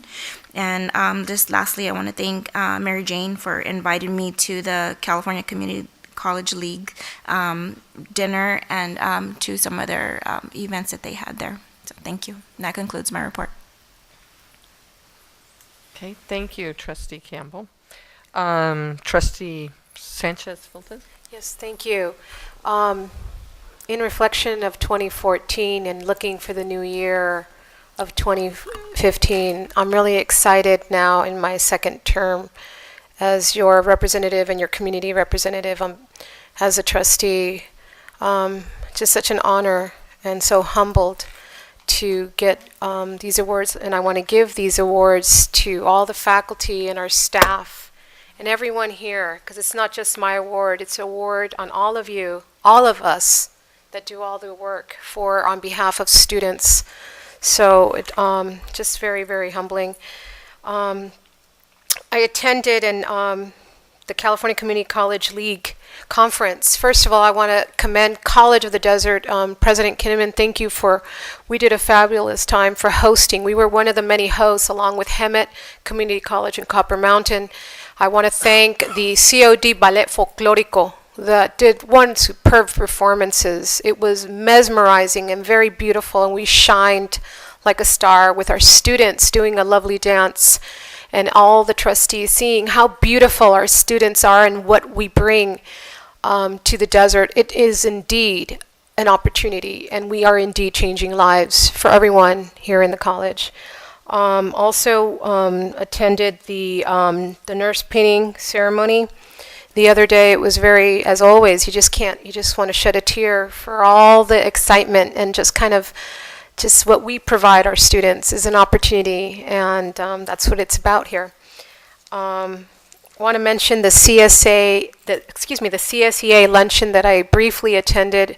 Thank you very much for inviting us to attend your holiday luncheon. It was really nice. And attended the DHS, our holiday parade. It is a little small but mighty, a little holiday parade in our city, and it was such a pleasure. And I want to thank all the staff that helped us provide with the banners and to provide opportunities and to provide that information and outreach to those communities everywhere here in the Coachella Valley. We also participated, a lot of people don't know, but at the Indio Tamal Festival, a lot of our students were the MC. So I just want to give kudos out to those students that MC'd that event. So COD is everywhere out in the Coachella Valley making change. Attended the DHS City Council meeting and gave an update of what we're doing. Want to especially give kudos to the team who put on more classes for the Western Valley. We're going to be offering more classes at Desert Hot Springs High School and at Palm Springs High School, as well as our Indio Center. So just want to give thanks to all the opportunities and let the public know that we're here to assist all the areas of the region of the Coachella Valley. We also attended the St. Elizabeth Holiday Boutique. We just put that together, and it was really wonderful to be part of. Something that was very nice was our winter intercession. I just want to commend that, well needed, and it's going to help our transfer rates here for the College of the Desert. It's been a busy semester. As you're finishing up finals and our faculty getting our holiday break, our short holiday break for those teachers that are going to be teaching during our winter intersession. But it's just been a memorable year, 2014, and looking for a wonderful new year for 2015. Wishing you the best, all of us, in health and happiness. Happy New Year, Happy Hanukkah, Happy Kwanzaa. Thank you so much, and this ends of my report. Thank you. Thank you, Trustee Sanchez. Trustee Broughton? Thank you. I want to thank the board for all of their support over the past year. I passed that gavel on to Bonnie with a smile on my face, but it has been an honor to be chair, and it's just incredible how much work goes with that position. But and the power too, the power that you have is really outstanding. Okay, so there isn't any. What can we say? But thank you for all of your support and being there when I needed you. One of the activities that we haven't mentioned that COD was represented at was that blue light ceremony that the peace officers, the public safety officers, put on every year to remember officers that have fallen. It's actually held throughout the country, but the one that's here, it's a county-based. It's always very nice and very respectful, and a good opportunity to say thank you to your public safety officers. So I was fortunate to be able to attend that. Also, I wish Donna Jean had been here because I thank her for letting us be guests at their foundation meeting. She had a very interesting format where she allowed us, it was kind of a one board member, one of trustee, and then a member of the foundation board, and a trustee, and it was very nice. It went back and forth. We learned things about each other that we hadn't known before. I learned I will never write a note to Donna Jean again because she used to be an English teacher, and my grammar being critiqued, I don't think I want to go there. So, but it was very, very nice to be there as the foundation's guest. Otherwise, we as trustees have been involved in some special meetings. I attended to some of the work that goes with being the board chair.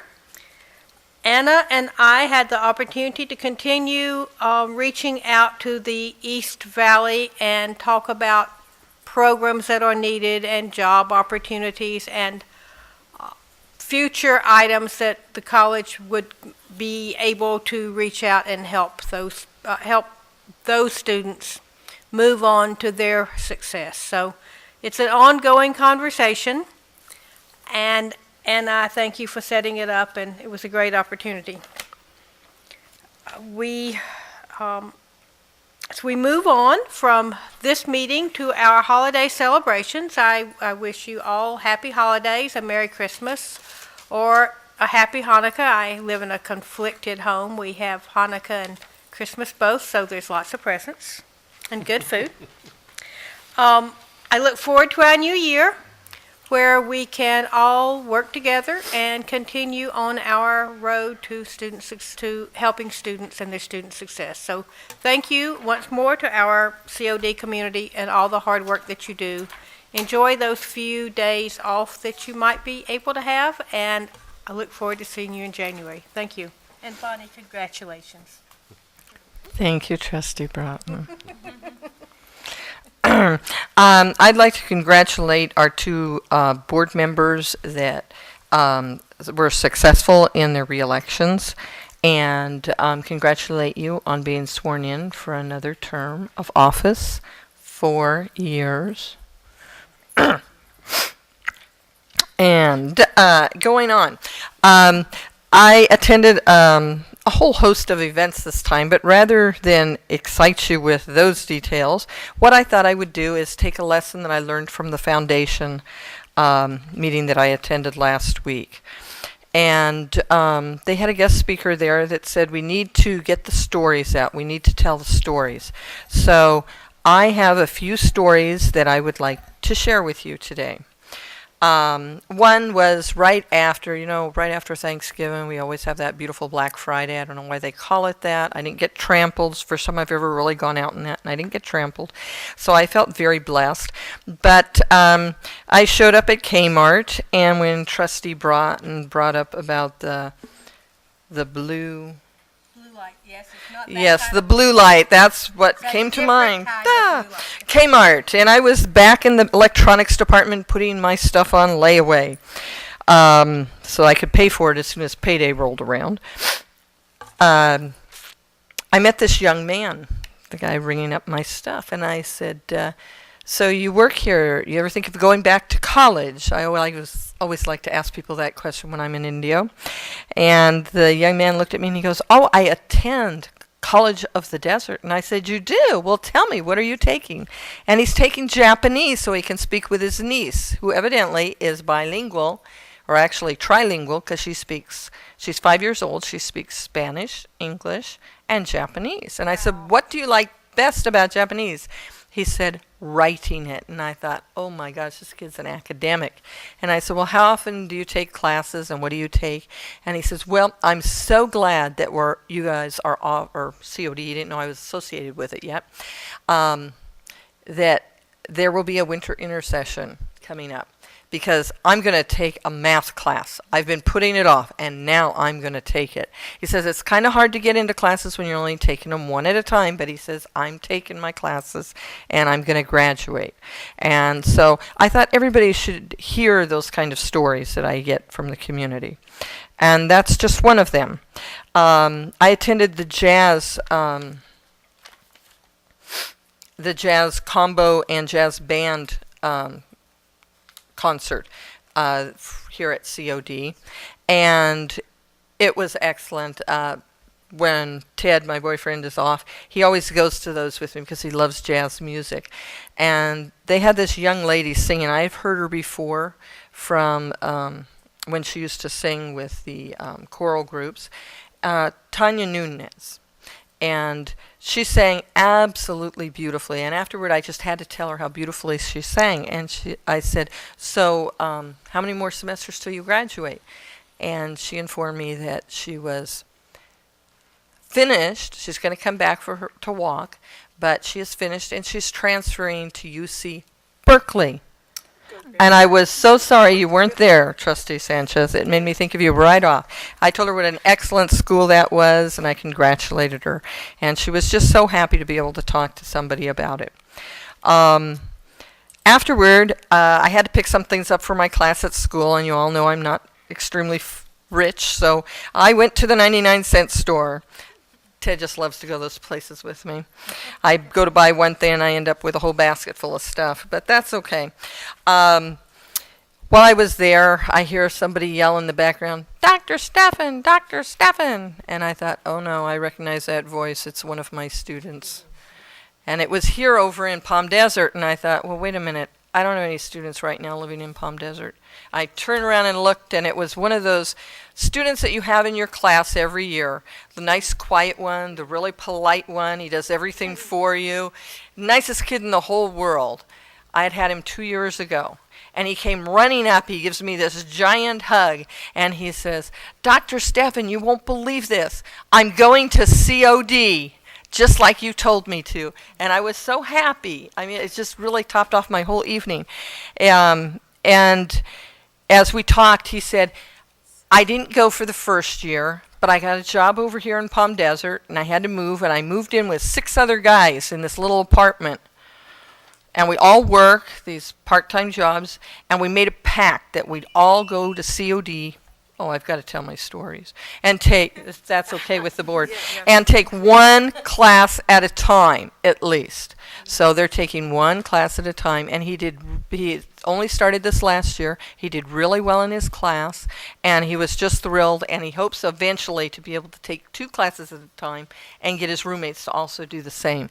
But he thanked me so much for just telling him to just go, take a class, try it. You know, you don't know if you like something until you taste it, right? And there's fudge sitting over there for everybody, just to remind you about that. But the next thing was last night I did attend the Public Safety Academy graduation. And as I was going through congratulating our students that graduated from Module 2 and telling them I hope they'd continue on for Module 1 somewhere else since we can't get it here. And then congratulating our students that had graduated from Module 3 and telling them I hope they'd be here next semester. One young lady came up to me. She reintroduced herself to me. She was one of my former math students over at Amistad. And she said, I came here, I took the one class like you told me to, I liked it, and I came back, and I came back. And this is 4 years later. She completed Module 3. She said she would be back in the spring, and I had to invite all the teachers from Amistad to see her walk. Wow. And then she brought over a whole group of Module 3 graduates last night, and I asked them all to please promise me that they would all be there in the spring. So hopefully we'll have a giant Module 2 graduating class because all of those students have promised me. This year I didn't buy you $1 million candy bars. I didn't buy you $1 billion candy bars. It's not that you're worth anything less. It's that I felt you were worth more.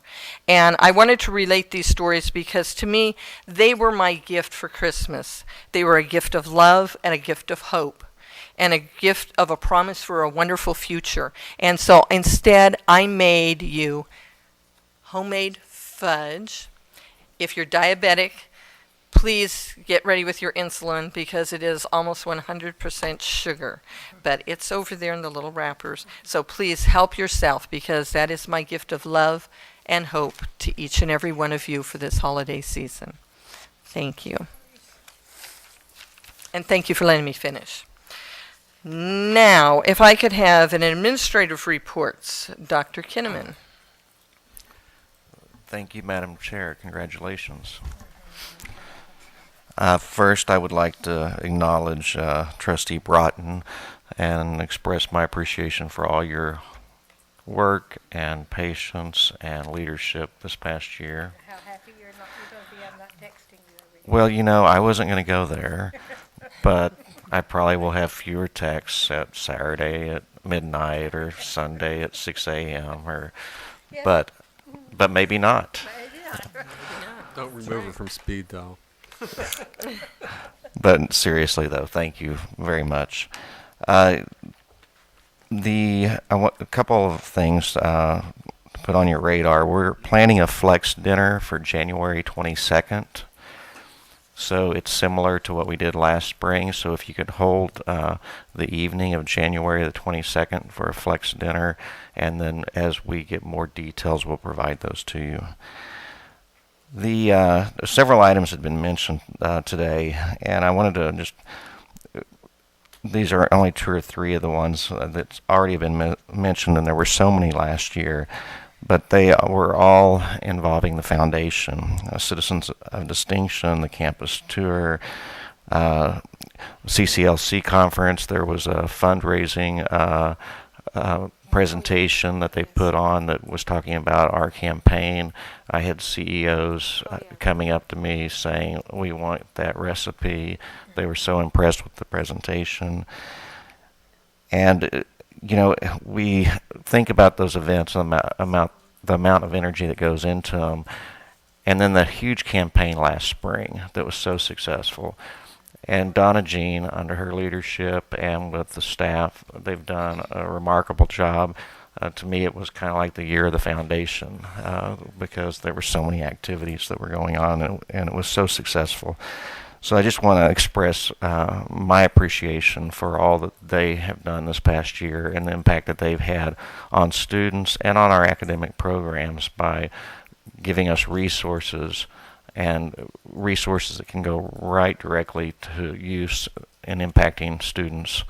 And so I don't think that we appreciate them often enough and say thank you. As we talk about student pathways and roadblocks, we've been looking at data this past fall of some of the challenges our students have faced getting classes, and especially classes that they really need for transfer and to move forward. And when we're looking at, we've discussed how students may have 30 units and still have difficulty, and they're backlogging the system, and then when you'll have entering freshmen that they're behind them in line. And so I'm really pleased that we've been able to expand our schedule, expand the winter session. The faculty and staff in the schools have done a very good job through the program review update and submitting needs for their areas. And the College Planning Council and the Academic Senate and others have done a very good job in prioritizing those needs, including what faculty that we need. And so we've been going through that process. It's not a perfect process. It's probably the most perfect process I've ever been involved with since I've been in community colleges, though. But having said that, we want to continue to do, as accreditation expects us to do, is assess that process and improve the process. But I'm pleased that we will be moving forward this spring. I'm going to be sending out something shortly to recruit a significant number of faculty, and those faculty will address those student needs that we've been identifying.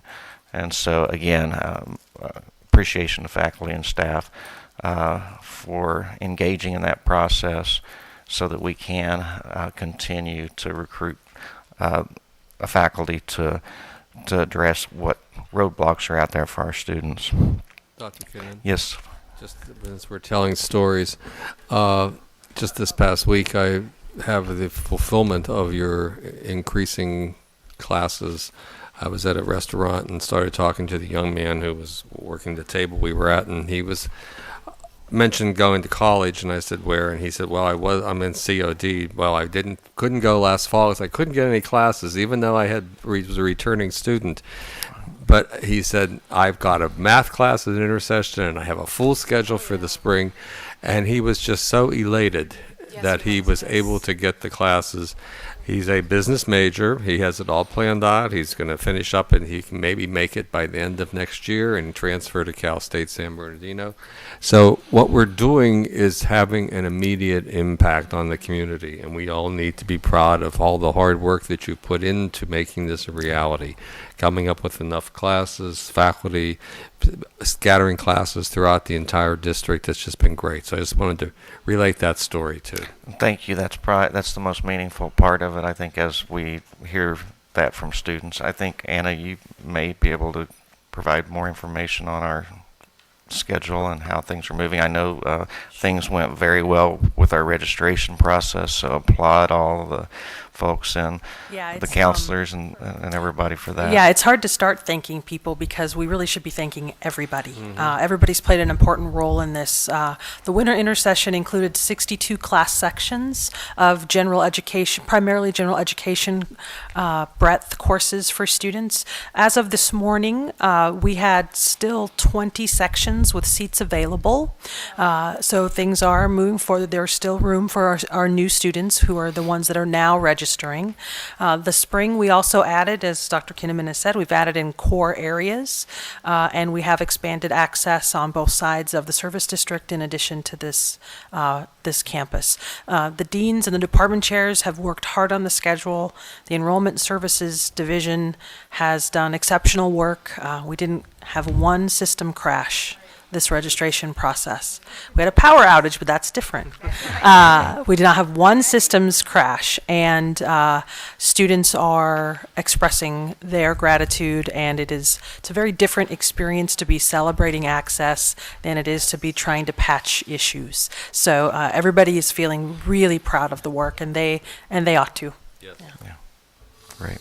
Well, thank you, and I would just like to close with, I wish you all the blessings of the season and happy holidays. Thank you, Cindy. Thank you. Okay, that brings us to the consent agenda. All items on the consent agenda will be considered for approval by a single vote without discussion. Any board member may request that an item be pulled from the consent agenda to be discussed and considered separately in the action agenda. Do I have a motion to approve the consent agenda as presented, or are there any items to be pulled?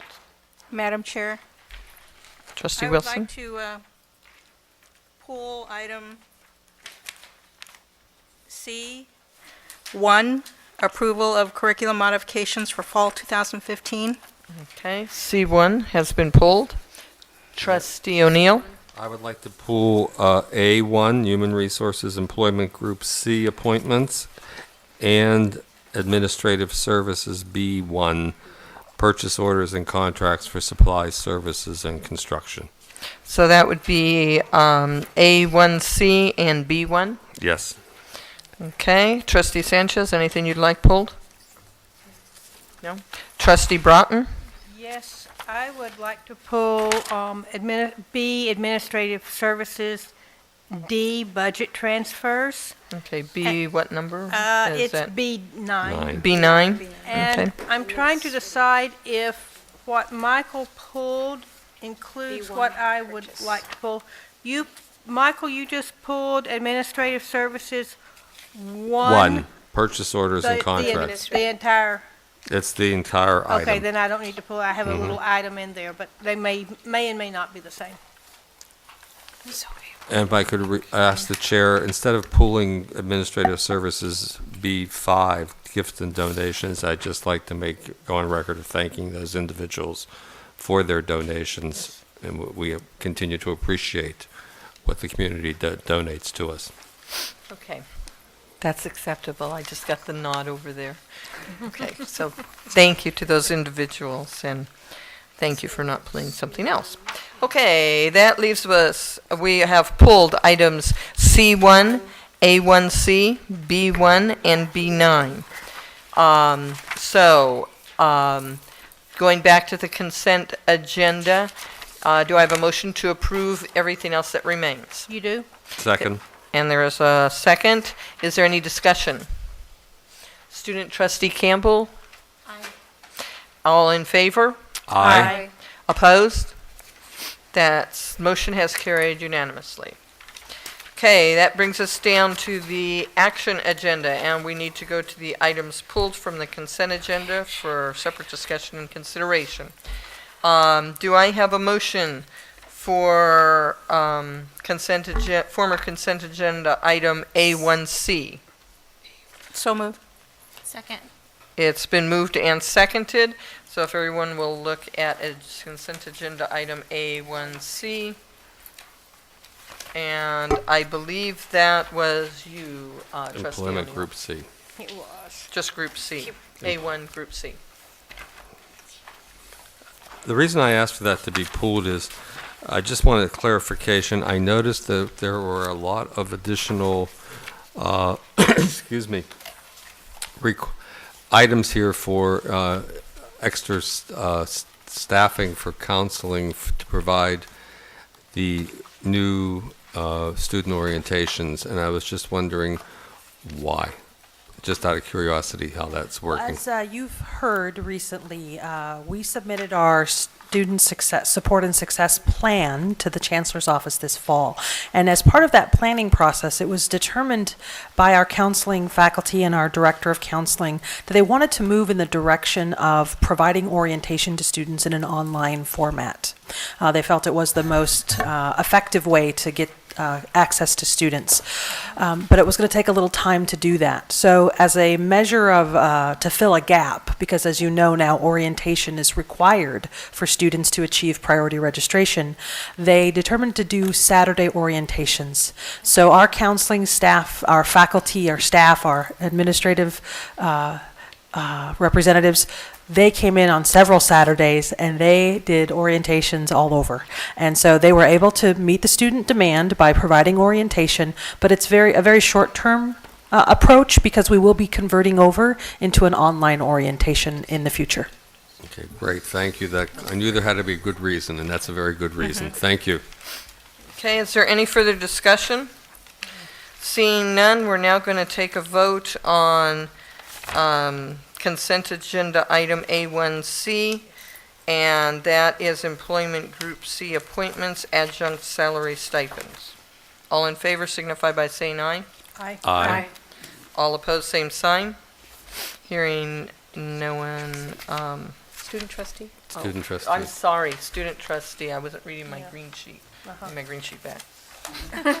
Student trustee, I apologize. Aye. Aye. Thank you. Seeing no objection, that has passed unanimously. And now we'll go to former consent agenda item B1, if you will, please. So move. Second? It's been moved and seconded. Is there discussion on this? Trustee O'Neill, you pulled this? I did. The question was raised when the agenda first came out regarding the removal of the pertinent information regarding the purchase orders.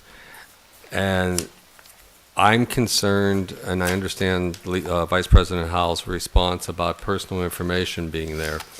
But what I'm concerned about is, are we able to fulfill our fiduciary responsibility if we don't know what we're approving?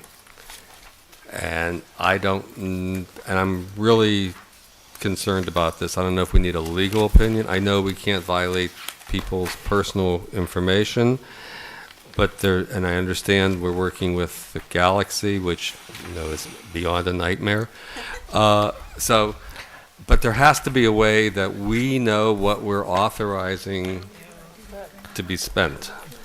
We we had a lot of discussion specifically because of this report when we reviewed it, because we recognized that we need to have more dialogue amongst the college community on what should be, or what would be good descriptors to put in here, so that you're aware of what it is, but it doesn't cross the line where it gets into something that might be personal in nature, that we really wouldn't want out there. So our intent is to do that.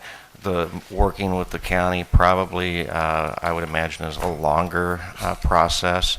And so for the short term, we want to really just work with individuals that are entering the requisitions or the detailed information on what types of language to put in there. And hopefully that will be able to provide you enough assurances to fulfill that responsibility. And Lisa, I don't know. Yeah, to give you a little bit more clarity, there are two places on the purchase order that provide ability to input data. One of them is a notes section, and one of them is an item section.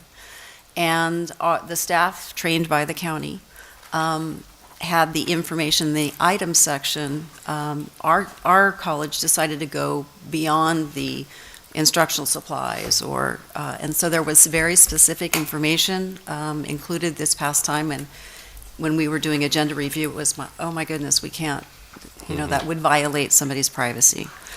So that's why this has been redacted. We don't intend to bring it forward this way in the future. We are working with staff, the staff that actually input the purchase orders. Once this purchase order list is run, I'm told, John, I think, is out in the audience. Once the list is run, we cannot change it. It's, again, you indicated earlier that Galaxy is a nightmare. It is a big nightmare. We've been asking, at least 9 months, I've been asking for a new report. There is a report that Hemet Unified is using that we were bringing to you last time, but we learned after we compared it to our report that it is not really a purchase order listing, but just a reiteration of the warrant listings. So there's two ways that boards approve payments. One of them is prior to them happening, which is the purpose of a purchase order. And the second is the actual warrant itself, which comes to you with the listing. So that hopefully will, it gives you the vendor information, which I believe you have here, and the amount, but not specifically. We could provide for you the object code information, so which would be charged, instructional supplies, equipment, travel. But for this report, unfortunately, we felt it best to redact the information that was included. So I would feel good about my fiduciary responsibility, so I don't go to jail like you told me I would in one meeting. That we have a second shot at this next month when the warrants come out for these purchase orders. Correct. And then I would feel better about moving forward with this item, because we have a way to look at it at a future time. Does anybody else have anything else they want to discuss on this item? Actually, I do. We had a specific item which was in there under purchase orders. It's purchase order 033-52-3. It's on the greater than 25,000 list. And it's the bottom item, the 95,000 campus EAI. And I actually know what that item is. I'd just like to hear the progress of that. Well, what I can tell you, the question was asked earlier, actually in our agenda review, and it is an enhancement to the MyCOD portal. So the enhancement included the notes on the purchase order, included an enhancement to the program so that there was, as our college grows, we have enhanced access, but also I heard Dr. Davies indicate earlier that we didn't have any crashes, thank you. This time, so I don't know if that's actually been implemented yet, but that is the goal of this particular item, is the enhancement of the web portal. And buried in here, and I've lost the number, but it's the same set of purchase orders. You'll know the information without the actual number. We are working on the cameras at Mecca Thermal Campus. Correct. And could you tell us how that's coming? I can tell you an update. My understanding is the installation's coming along very well. And as soon as it is complete, phase one, we will have Sergeant Castro and Lieutenant Reynolds out to review, and they will provide some input, and then we will be moving forward with phase two, of course, when we have the expansion underway. I thank you for that community interaction. Anyone have anything else? Because I have one thing. I want to thank us in advance.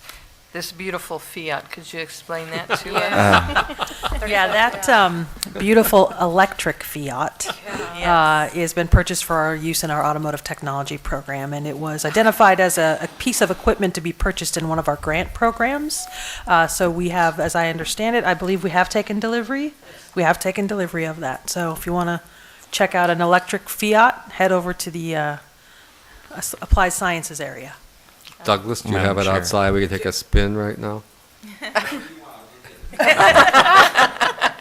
Madam Chair, Early Christmas if I may, also, I would like to point out, because I forgot that it was in here, that about 2 months ago, or maybe it was just last month, I'm not sure, it gets compressed, we did a presentation about facilities and how we're moving forward with the bond program with East Valley, West Valley, and the central plant, and also the intent of taking the administrative building and not doing the project that we had anticipated we'd be doing on it, but bringing it, updating it somewhat, putting some lipstick on it, and then moving staff out of our portables over here so we could free that space up for additional classroom space. So as we had indicated in that meeting, that project has started. So when you go over in my area, you'll see there's a lot of dust and a lot of plastic and a lot of caution type things up.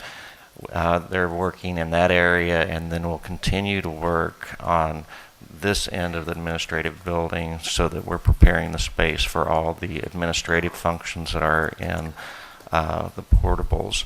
And so that we've been on a pretty fast timeline, and our goal is to have those portables ready for classes when? Fall, okay. So we'll continue with that project as well, and I just wanted to, since there was some... I believe that was Bayshore Building Interiors? Yes. Okay. When everybody's rearranged, can you tell us where they're at on the Titanic so we know how to find them? You know what I mean? That makes me sort of like nervous. who's in what end of the building, because when you walk in that building now, you currently don't know who you're looking for or where they're at. Yes. Right. We will do that. In fact, I think the diagram that we have probably specifies the functions that are in the area, so we could get that to you, but then we can put names to it too, so that we can, just know, I've got an issue and I need to find Misty, where is she, that type of thing.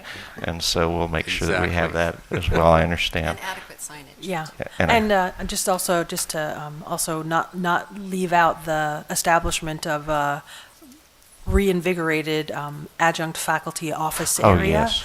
which will also be on the corner of that building. So we'll have stations for computers, we'll have a copy machine, we'll have access.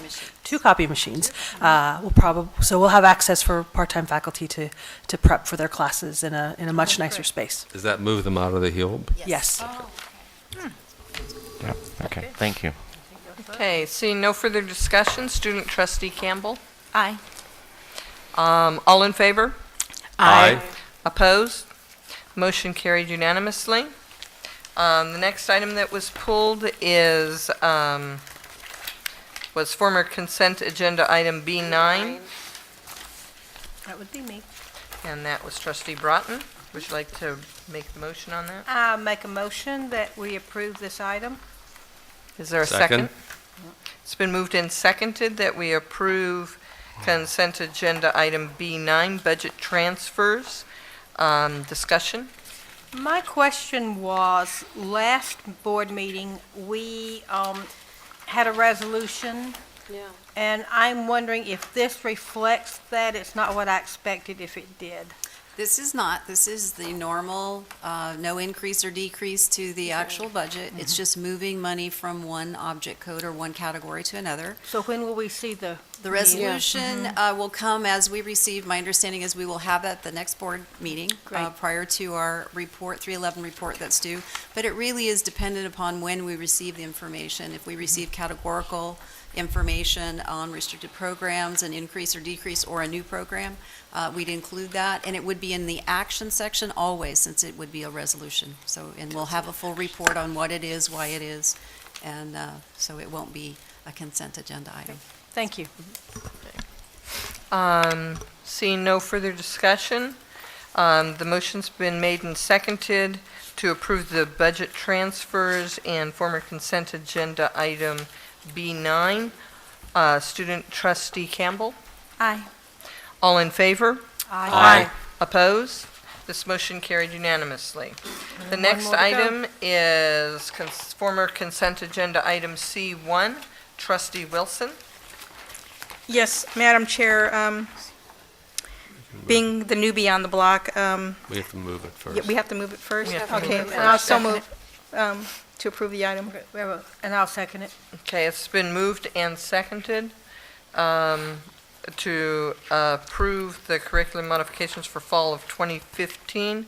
And Trustee Wilson, you requested to have this pulled, so do you want to speak to it first, please? Just, yes, and again, being the newbie on the block, the trustee, having heard the public comments from this morning from the math department faculty and the report from our ASCOT president and review of the faculty senate minutes and the academic senate board report today,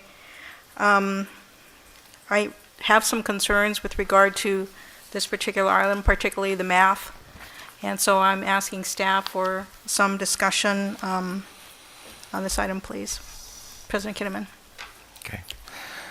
Well, again, you've heard both from the students' perspective and from the math faculty and then from the academic senate president as well. And so the points that I heard made was trying to determine whether there is data that indicates that this type of math will yield success rates increase our success rates. I don't know the data to be able to speak to that, or if the data exists, and I could look at Anna and ask her if she's aware of any data that might be out there, and I'm not sure if this sequence is a sequence that is used at other community colleges or not, and so those are two things that I'm not aware of, and I don't know whether there's anything additional that Anna might have on that. For a point of reference, we're referring to items that are numbered 54 through 58. 58. That's correct. Okay. So Not 59 liberal not arts 59? math. We're referring to math, starting with math 1A at number 54 through 58. 58. Yes. Okay. No. Thank you. Is there any? 58? Okay, so I'm confused. Why aren't we doing 50, why aren't we asking about 59? Yeah. 59. Item number 59 was a prerequisite change. It was, there was not a proposed change I in get the it. structure of the Format. course Okay. itself. I'm just dense, I get it, through 58, okay. It does say there, too. I It do does believe. say that, I just missed it. I do believe our research office did pull some data on some courses that had made I won't say an identical, but a common type of a shift to include some lab hours. And although I can't recall by memory what those data points were, I do believe our research office did pull those and made them available to the Academic Senate as well as ASCOD representatives. Since this is such an issue and a concern, and it is a concern to all of us, I think, again, I'll reference hearing from the community.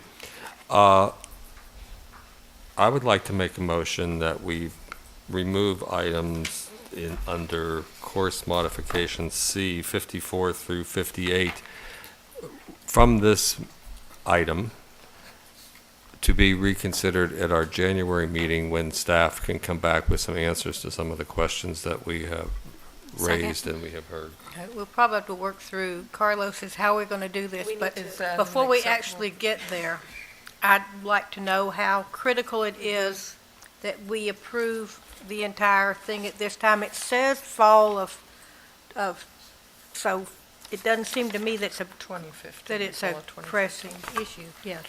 Well, Fall of 2015. It seems to me that saving it till January won't. Well, January, for all practical purposes, is here, since we're not going to be here over the holiday, and this, it's really driven more, I believe, by catalog, getting the catalog and scheduling and those types of things, which it will occur, in the spring, but I don't see any hits. I'm going to actually turn and see if Dr. Neary's in the audience to see in terms of curricular catalog deadlines, would a January approval create an unintended consequence that we couldn't overcome?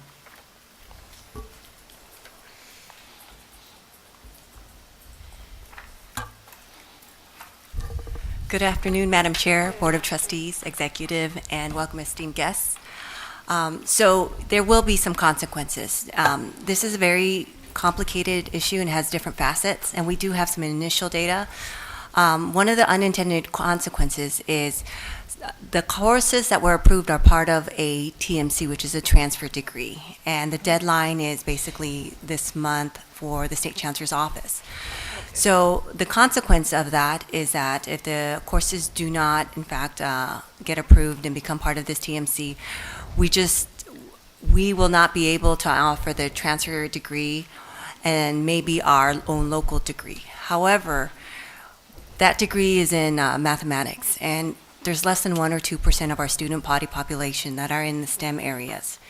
Now, the reason this becomes a complicated issue, research was brought into the discussion, I think the day of November 20th.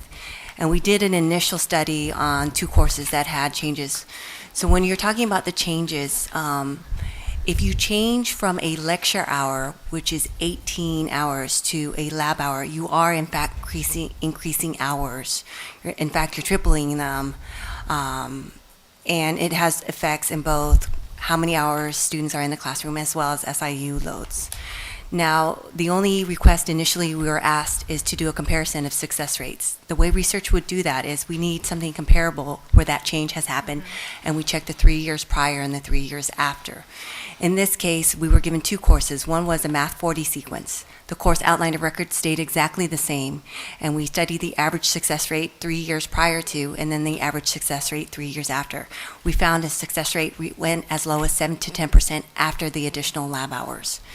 So, Excuse me, a decrease. A decrease. Now, the other example was an example for a change in math. Don't quote me on that, math 60 to 54, but don't quote me on that, it was a change in course numbering. So in research, when we do a content analysis of course outlines of records, the minute you change a course numbering, we're already considering it apples and oranges. However, we were asked to compare the course outline of records, and we do that as a qualitative measure called content analysis. And because there was a third new course objectives as well as course objectives that varied at a third, research would not consider them comparable courses. However, in those changes, there was an increase in success rates. Annabelle, if these, if, as the board is considering, if the mathematics courses came back in January and were approved, would we still be able to meet a fall 15 deadline locally? Locally, yes. Okay. State Chancellor's Office, the best we can do is as soon as it happens, we forward it up, and then we ask for an expedite of sorts. How long has this window of opportunity to make these changes been in existence? Usually, the calendar is pretty consistent for the year in curriculum.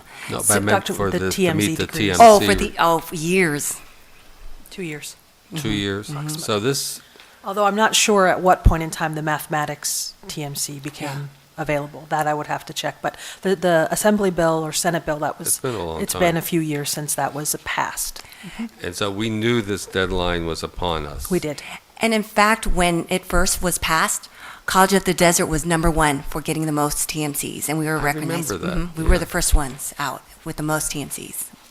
So if we don't, if we hold this section of courses back, and let's say even in January we decided not to approve it, what happens? Okay. So if they weren't approved, math does not complete the TMC. The only consequence, I know there's a lot of comments about a consequence when you don't approve courses for TMC. There's only one. That means if you don't offer the state transfer degree, you cannot offer your own local degree. And do you know how many degrees in mathematics roughly we award in a... I did ask Dr. Martinez to check. Let's see. He's going to see if he can pull up a pivot table. Okay. But you're talking about a couple, 2 or 3. You mean 2 or 3 people? Yes. And our STEM majors is very low here. We're primarily liberal arts, psychology, business. We have a lot of certificates. So we can actually pull all that information for you in January so you can see how many of those degrees we awarded within a given year. But more than 2 or 3 people take these courses. Yes, that's correct. A math course touches every single student because of the CSU requirements. I get these. These particular courses are for STEM majors. That's right. So they will touch less students than our college algebra course would touch, but any student studying any of the sciences does go through a large portion of this sequence. So this sequence is in addition to the math sequence. It's a science sequence also. It's a STEM sequence. It's a math So it's a whole STEM sequence, but it would not affect their STEM transfer. If they're a science major, it would not affect their transfer like it would a math major. Well, those students are currently transferring in the existing course. So until this is approved, that existing course remains on the books and remains a pipeline for students to transfer. Just not the MTC. Just not the TMZ TM, degree, absolutely, or a local degree. Okay. And for correction, the mathematics transfer degree was updated on March 24th, 2011, with one additional update on December 4th, 2012. So that's when it was made available. So since 2012? March 24th, 2011, and one update, December 4th, 2012. So we've known since 2011. In comparison to our other TMC courses, how they've all been done, right? That's correct. Months and... With the exception of physics, and that is because mathematics courses are required as a part of the physics degree program, and the unit values of the courses affect the physics. Affect the physics degree as well. So these courses listed here are not only they're going to also affect the physics transfer. It doesn't affect our transfer. What it affects is our ability to award an associate's degree in physics. Okay. And there is also a consequence. One of those courses is part of the business transfer degree, I believe. So it does affect business students also. I had heard that. I wasn't sure. So it's business, physics, and math. Yeah, and I would have to do a little data, I'd have to dig a little bit to get that, because I'm not as intimately familiar with the course that's in that degree, but we could certainly find out. Well, then I will go back to my motion that's on the floor, which is to amend this motion to remove those items, for those items to be brought back in January. And there was a second on that motion. Yes, there was, and that was the correct procedure, correct? No. Not so much. Not so much. Okay, could you clue us in? Sure. So what I asked for the agenda items so I could see. So I think a better option perhaps would be that we do a motion to divide. Okay. And so then you would pull out items, if I understood correctly, A motion to divide. 54 through 54, 58. 55, Yes. 56. Make it a standalone item, and then the rest would stand by itself. And then you could take action on either one of those separately. And so the only rule you have is that those items must be able to stand on their own. Yeah, so your motion to So divide. you could separate those out, take action on one, and then take action on the other. And if you wanted to then postpone the latter to get information, you could do that. If you wanted to talk about that separately and then decide you want to pass, you can do that, whatever your action is, but then you're moving into two. So Trustee O'Neill, would you like to make a motion to divide this? Yeah, I would like to rescind my earlier motion if my second agrees, and then I would like to, you agree? And then I'll make a motion to divide, pulling out items 54 through 58 as indicated on page 5 of that document to be a separate motion. And our second agrees? Yes. That's correct. Okay. Is there any discussion on the division? That's what the main motion is at this time. Seeing no discussion on this, Student Trustee Campbell, your advisory vote? Aye. All in favor signify by saying aye. Aye. All opposed?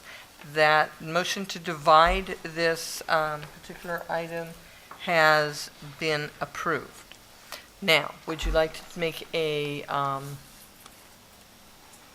We already have a motion on the floor for we have a the new motion. No, we need a new motion because I will we've make divided. a new motion to approve the first divided motion.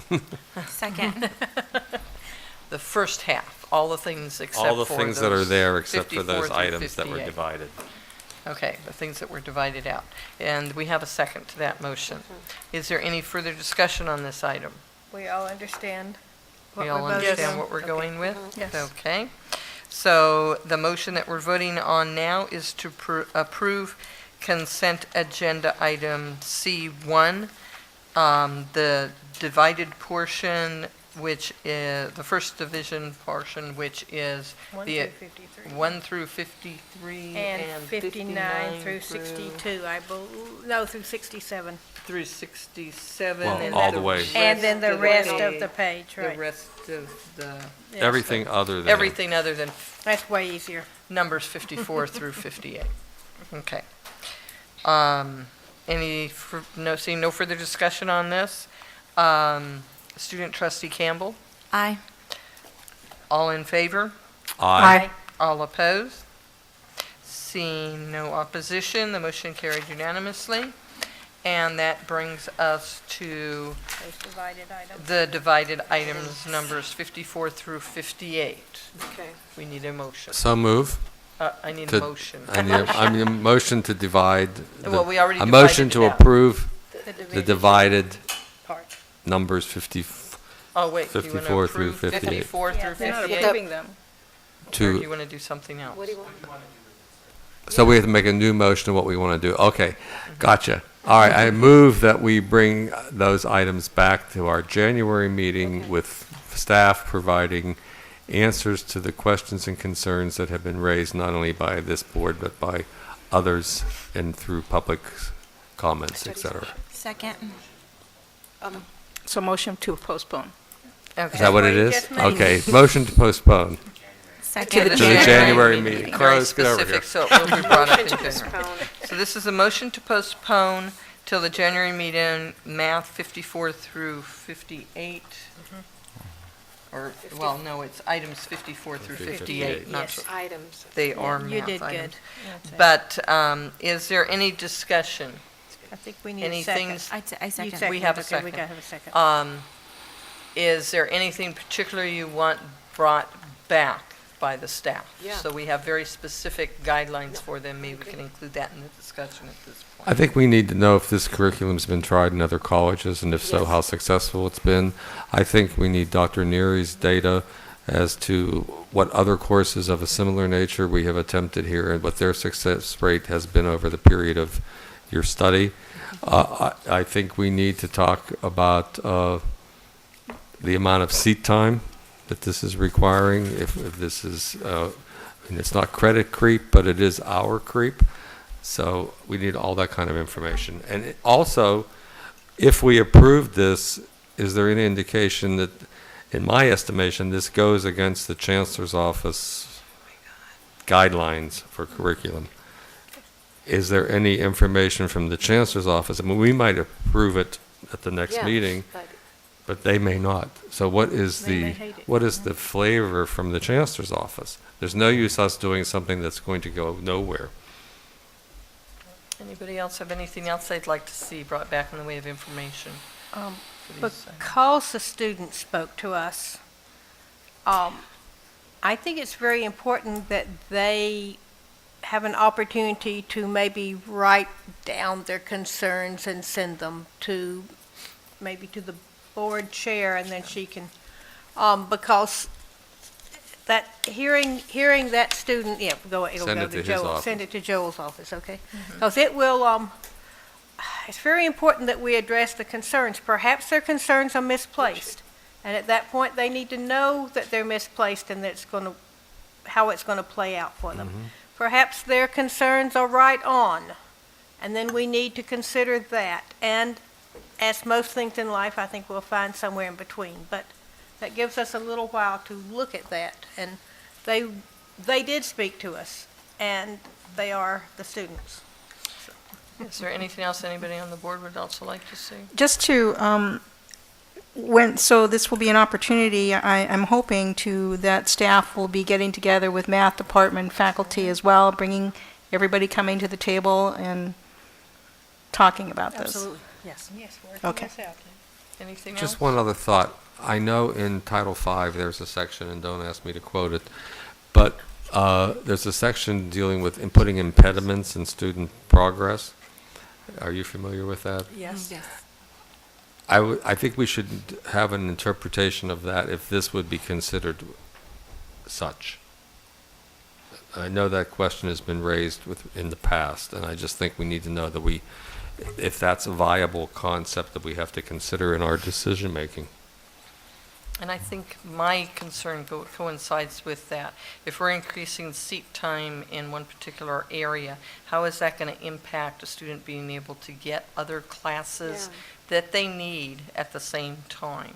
Because scheduling, it could be a total nightmare for trying to get the schedules to coexist. I know that was always my concern when I was in college. Okay, is there anything else that anybody can think of that might be a concern that we could bring forward at this time? Okay. No, I just believe we're all actually working for the students, and we need to make sure it does work for them. Yes, okay. Seeing no further discussion, Trustee Campbell, Aye. we do need to vote on a postponement, don't we? Yeah. Yes, okay, thank you. And trustees, all in favor? Aye. All opposed? Seeing no opposition, the motion carried unanimously. That brings us now down to the action agenda items. The real action real agenda action. items. The ones that are on your real agenda here. And the first item, the first real thing. Administrative services. This is a public hearing regarding energy conservation contract. Do I have a motion to approve the public hearing regarding energy conservation contract as presented? So moved. Second. It's been moved and seconded to approve the public hearing regarding energy conservation contract. Moved and seconded. Is there any discussion? Student trustee Campbell? Aye. All in favor? Aye. Aye. All opposed? Seeing no opposition, the motion has carried. Okay, number two. No, we need to have a public We hearing. need to actually have There's a public hearing. You need to have Oh, a public we do. hearing. It's just not in How our script, but that's what we terrible. need to have. is a public- Okay, the public hearing is now, for the public hearing regarding energy conservation contract is now open. If there's anyone that wishes to speak. Okay, then we must wait for it to be open. Does somebody want to watch the clock so I don't cheat? How long are we It watching? for? started on the 8th. Okay, If you want to start on the 9th, You want a since whole that's minute? when I told you to look, then you can do that. okay, we're watching. And if anybody wants to speak, there is a Speak now or microphone. forever. There's a chair. There's a fudge. table. There's fudge over there. You're all welcome to the fudge. Just remember, if you're diabetic, you don't have your insulin ready. Look, you're only halfway there.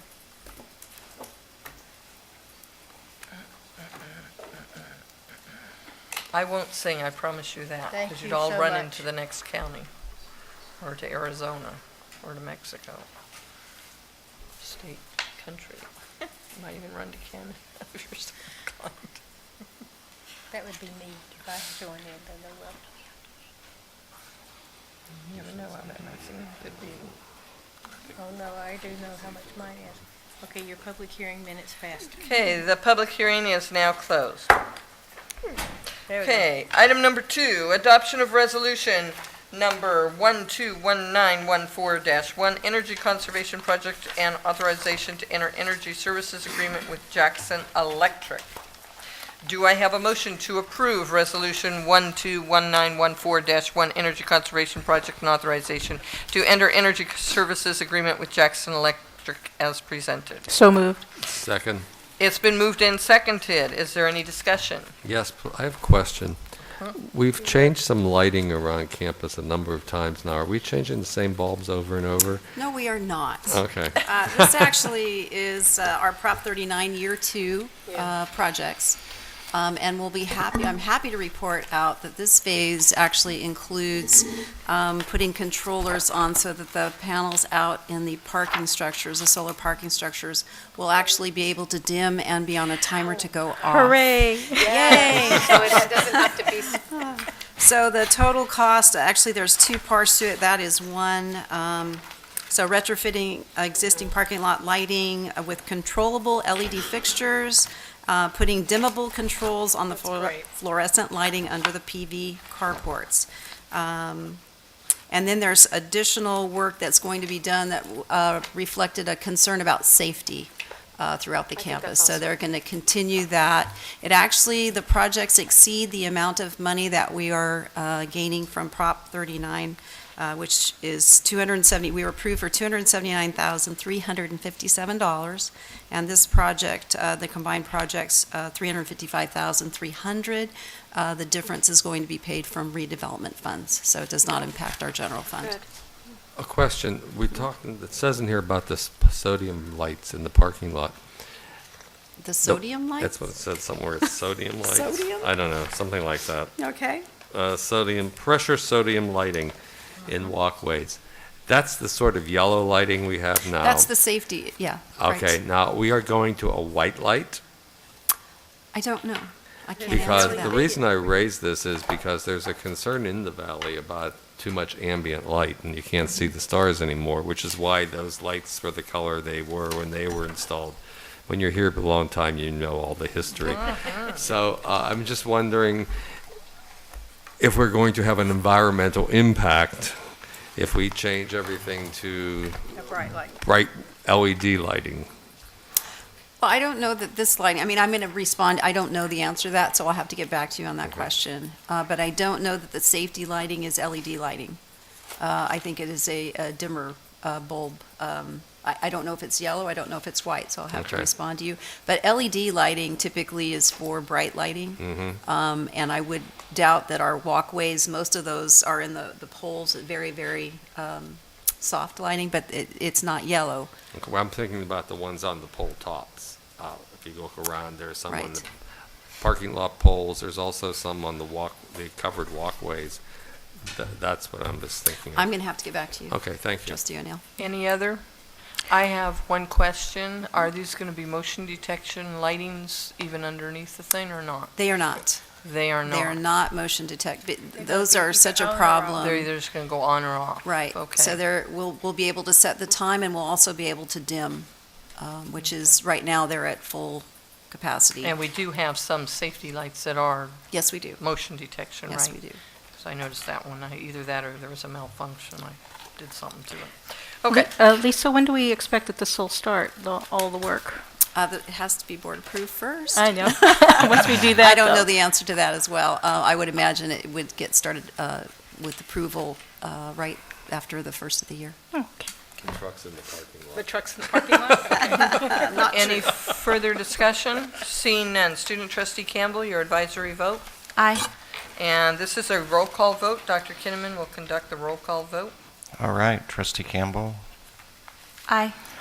Trustee O'Neill, Aye. Trustee Wilson, Aye. Trustee Sanchez, Aye. Trustee Broughton, Aye. Trustee Stefan. Aye. You learned something. And you did very good on that, too. Okay, the next item is certificate of signatures. Do I have a motion to approve the certification of signatures as presented? So move. Second. It's so unusual, we need a discussion. It has been moved and seconded to approve the certification of signatures as presented. Would anybody like to make any discussion? Do we have it to sign today? Do we have, Yes, it should be. I have it in my binder, but. No, we all have that in our binder, but that's not Can the we- official one. The actual She one, has yes. the official one, It's a and she'll very- give it to the clerk. Yeah, and it's a very unusual thing for us to do. And we don't know how to sign our names yet, so we're Exactly. still learning. Any further discussion?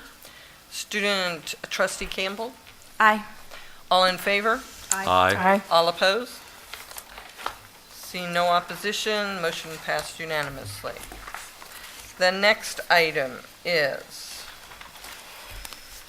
the audit reports. Do I have a motion to approve the 2013-2014 audit reports as presented? So moved. Second. It's been moved and seconded to approve the 2013-2014 audit reports as presented, and I believe we have a presenter. We do. I'd like to invite audit expert and CPA Heidi White to the podium, or to our, I'm used to having a podium. She is a partner with the Vavrinic Trinde, and also Mr. Vermont, our Director of Fiscal Services, is here to, Heidi will provide a report, and John is here to answer any questions. So, welcome. Thank you very much. It's very nice to be here again with you and be able to present your report. This is a culmination of about 9.5 months' worth of our audit procedures going on. It is being issued in accordance with State Chancellor's Office guidelines and will actually be sent up to the State Chancellor's Office this afternoon. I wanted to go over just a couple of the highlights on the report and then be able to answer any questions for you. The opinion on the financial statements is included on pages 2 and 3 of the report. It is an unmodified opinion, which is stating that the financial statements are presented in accordance with generally accepted accounting principles, and we have no modifications. There is an emphasis of matter, a paragraph that's included on page 3 because there was a change in accounting principle. In prior years, when a bond was issued, some of those issuance costs were capitalized and amortized over the life of the bond.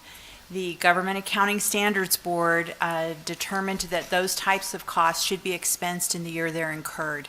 And so we do have a prior period adjustment. This is not due to an error or any other issue. It is a change in accounting principles. So you'll see that both in a footnote disclosure and here within the opinion to the audit report itself. We have management's discussions and analysis follows the opinion. Really suggests that this is reviewed. It puts a lot of narrative to the numbers that are presented. As an accountant, I love the numbers, but they don't always stand in and say exactly what's happened during the year. The analysis that's included here incorporates both changes in FTES, capital projects, long-term debt, and activities that have happened during the year, and I think it's very helpful in reviewing what's happened at the district. As far as the financial statements themselves, some of the numbers that I would like to pull out.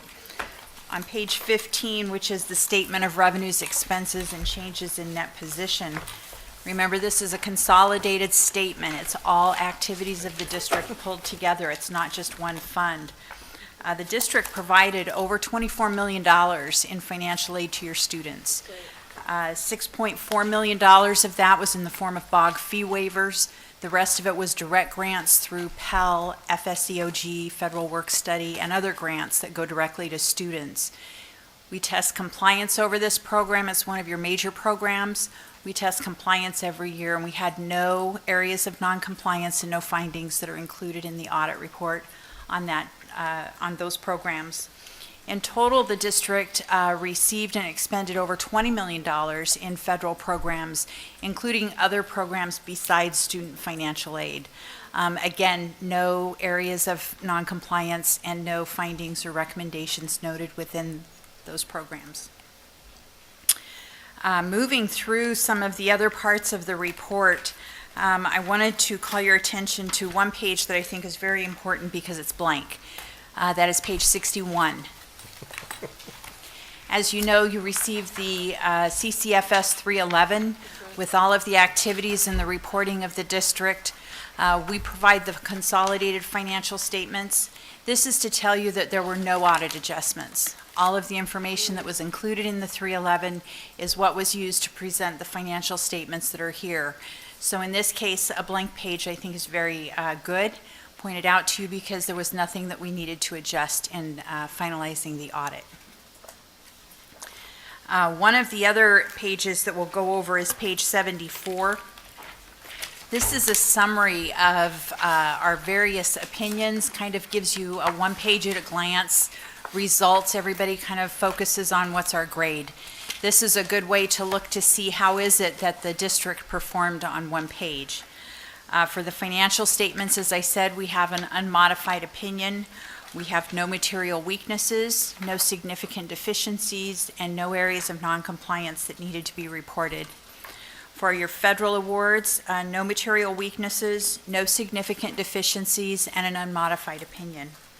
For your state awards, there's about 14 different areas that the State Chancellor's Office asks us to review, report, and apply audit procedures on. That is an unmodified opinion. We do, as you'll see on the next 3 pages, again, 3 blank pages. No reported findings and recommendations in any of those areas. There were 3 comments noted in the report in the prior year. All 3 of those were implemented, and so they are not being carried forward. We have some suggestions for improvements in controls that are included in a management letter. None of those areas rose to the level of being a significant deficiency, and none of them required any modifications to your opinions or any adjustments. So we'd be happy to kind of go through and answer any questions that you might have over particular areas. I think it's just great. Question on the federal awards finding, the time certificates program affected, the TRIO. And this is allowable. What page? What page? Page 78. That was something that we had noted in the prior year. The district provided some training to all programs, not just TRIO, but wanted to make sure everybody was in compliance. Provided the training. When we retested this year, there were no issues. Okay, thank you.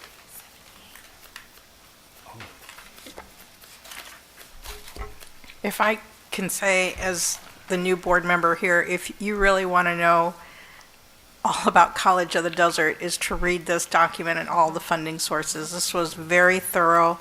The descriptions, very well done. Very clear. Very clear. So thank you. I really, and I'm still pouring through this document, but thank you so much. It's very well done. Thank you. You should be very happy, Vice President Howe. I'm very happy. John is.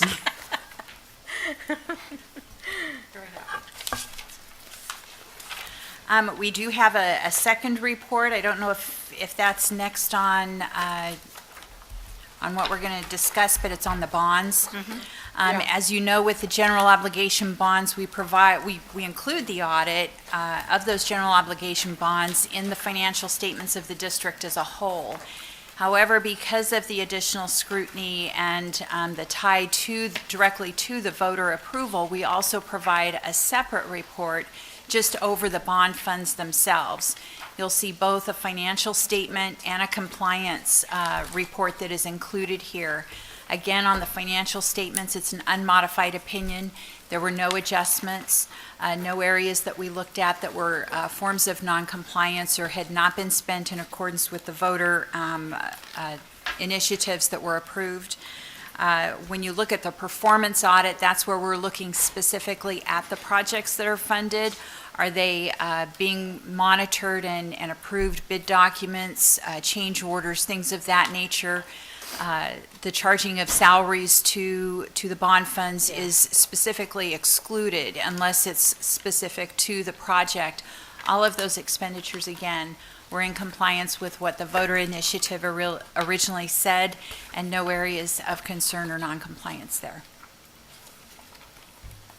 I think as a college, we should be very proud of our bond project and how we have operated that project. As many of you remember, a few years ago, there were a number of colleges in the newspaper all the time about what they were not doing correctly with their bond project. And our bond project has been exceptionally well managed.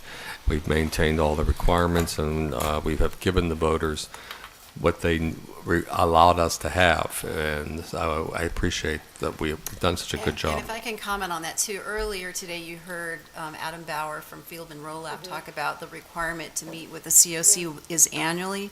We meet quarterly. And it's not just a meeting of presenting information. These are committee members, board members are very active. They ask a lot of questions. They're very thorough. So I applaud them. I was not here during that period of time, so can't take credit for that, but go ahead. They do a great job. So I've attended several meetings of the bond, and what I like is the representation of the Coachella Valley. So you have different members from the different parts of the Coachella Valley wide, so having their expertise and their opinions is very critical, being a citizen oversight committee. So kudos to them. Seeing no further discussion, Student Trustee Campbell, your advisory vote? Aye. All in favor? Aye. Opposed, same sign. Seeing no opposition, the motion carried unanimously. I want to thank both of our experts for being here today and going over that with us, and thank you again. And I'm going to ask Mr. Vermont to stay because he's on the next item. So Thank you very much. You can be excused. Thank you. Thank you. Okay, the next item is approval of actuarial study of retiree health liabilities. Do I have a motion to approve the So moved. actuarial study of Second. retiree health benefits as presented? I have a motion and I have a second. Any discussion? I'll take And I care of believe it. we have a Thank you. I think presentation. we're going to get a presentation.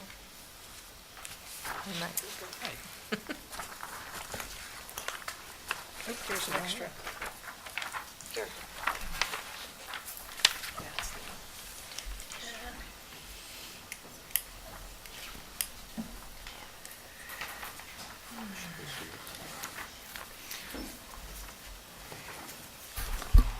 Good afternoon, trustees.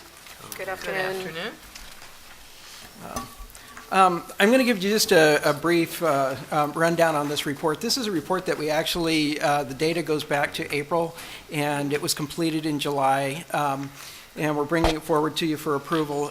Essentially, GASB is, Heidi said, the Governmental Accounting Standards Boards. They're the ones that set the rules that we have to play by when we're accounting for things and how we do our financial statements so that our statements are comparable to other districts and to other entities.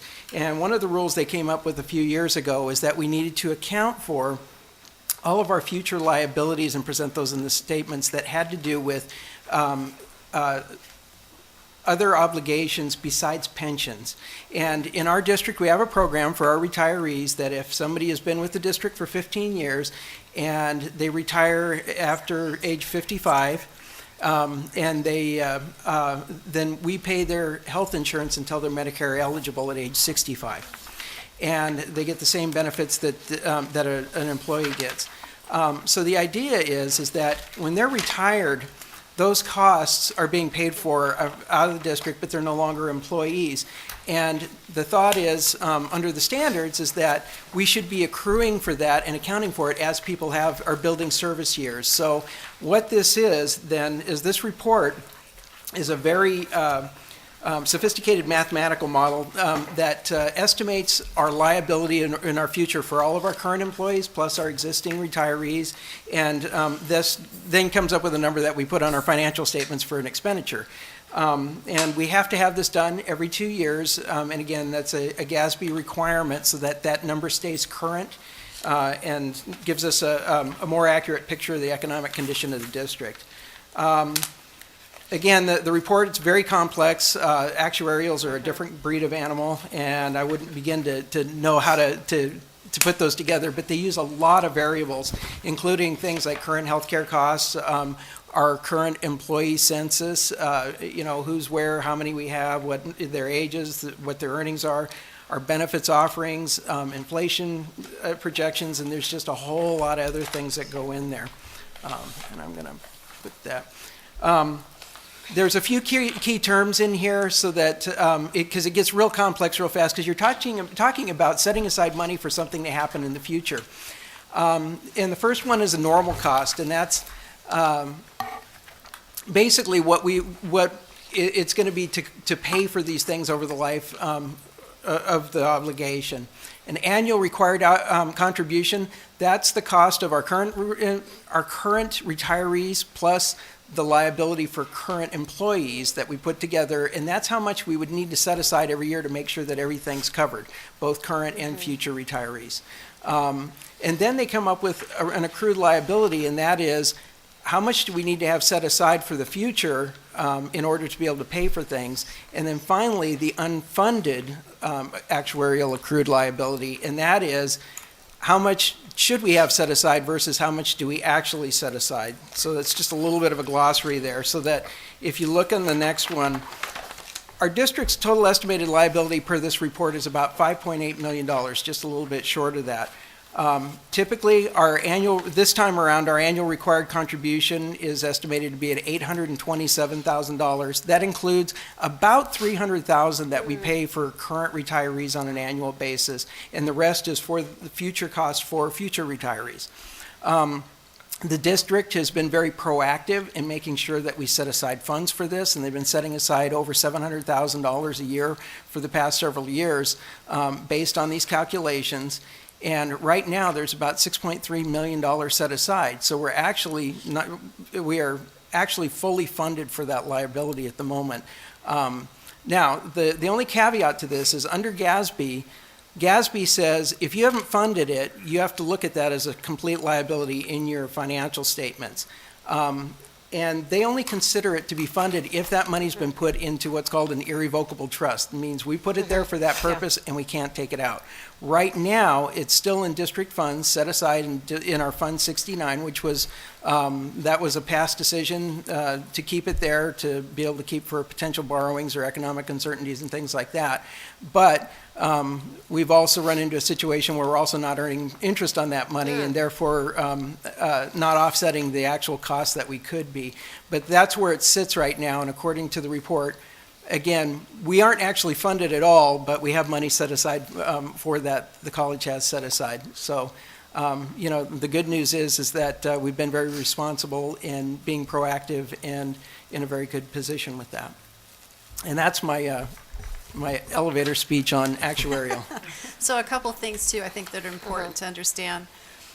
Although our balance in the fund is higher than the liability, according to GASB, our funding is zero because we are not funded in an irrevocable or irrevocable trust. So, but from a financial standpoint, you've done a very, very good thing and been very prudent, very conservative. When John mentioned that we have about $300,000 of district money going in, each employee through payroll is charged a percent, and that percent, I shouldn't say the employees are charged, the employer, the college has this applied as a percent of payroll. So each time a person is paid, the employer, college, sets aside a portion, that percentage, into this fund. On top of that, we pay about $300,000 into this fund, which comes out of the unrestricted general fund. What this is telling me is that that $300,000, potentially, we would not have to contribute this year because we are already at full funding. That's a very good thing and a very good message to have. We did have presentations. One of the big concerns I have is this money is not working for us. We're not earning enough interest. We're earning less than 0.5%. So we had a presentation, and I'll Trustee O'Neill was there, so he can chat about it, whether it was Yeah, this is what I was talking interesting. about earlier in my report that I was going to save to this agenda item. We had a presentation, I believe Lisa orchestrated that presentation for a company where we could invest this money into a irrevocable trust. It would be off our books. We would not have to be contributing money to it unless it became below what our obligation is, correct, John, according to our report. So we would become out financially ahead, and I think that's, we owe prior boards and prior superintendent, Dr. Sheehan, who, when we had $5 million sitting around unexpectedly, we put it into this fund, and many years ago, which we are one of the few places on earth in this country that is funded for their retiree obligations. We are unique. And now that we are in that enviable position, we need to move forward and move into moving this money into an irrevocable trust so we could get as much as, 6, 7, 8%, maybe even more. It depends. It's much like a foundation, or you have an investment policy. It tends to be very conservative. You have a criteria of investments. They're usually, again, extremely conservative. We had presentations from Futurist. It's called the Futurist program. It is a Keenan product. And we also are expecting to have a presentation at our next Health and Welfare Benefit Committee meeting from The California Community College CCLC, League. yes. So they also have a program that the committee members will be looking at and hopefully making a recommendation on how to move forward. So. Is that an irrevocable trust too, the one that's coming up? Yes. They're both irrevocable? Yes. Okay. That is for the board's information. When we put that money, if we would the board would so choose to move that money into an irrevocable trust, that means we can't touch it. It's no longer under our control.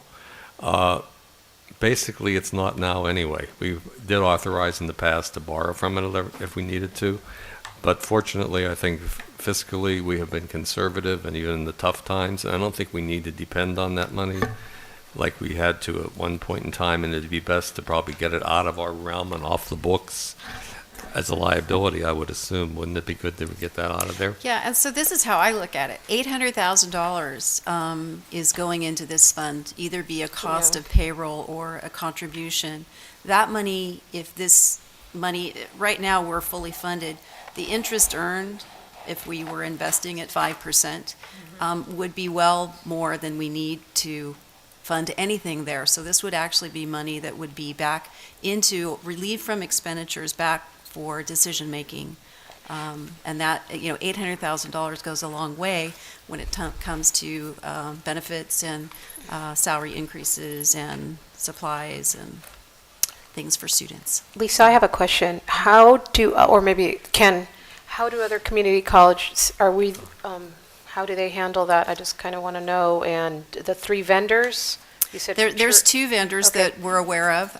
There are a number of vendors that were presented that are included in this Futurist product. I think there were community colleges and K-12s, many. And I know with the CCLC product, we actually are a member of that group, but we've never been able to get the resolution passed to become irrevocable. So there's been no contributions into that product. So we're going to learn more about their program and then have discussion on that and make a recommendation. So how do we compare, maybe to answer, just to other colleges, Ken? What do they normally do? I want to know what. I can tell you, I don't know of another college or a K-12 district that is fully funded. Okay. Most are we the only? I can't say that, but I can tell you that most districts are on a pay-as-you-go. They call it pay-as-you-go, which is paying current money for their current retirees. Okay. So to give you an example, my prior district, GASB 45 was a absolute, my soapbox for 10 years. Okay. And Irvine had 400 retirees on the program, and they had a cohort coming through where the majority of their staff would be retiring within a 5-year period of time. Right. So I could see that 400 going to 800 and paying $15,000 a year for that and it coming directly from operational funds would be a dramatic hit to the district. So it's a big concern. It should be a big concern.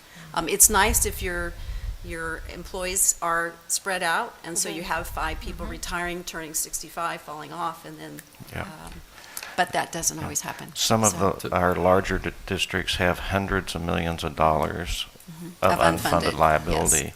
And so, and they're doing pay-as-you-go. Gotcha. And Okay. when you do that, it starts encroaching on your general fund more and more and more.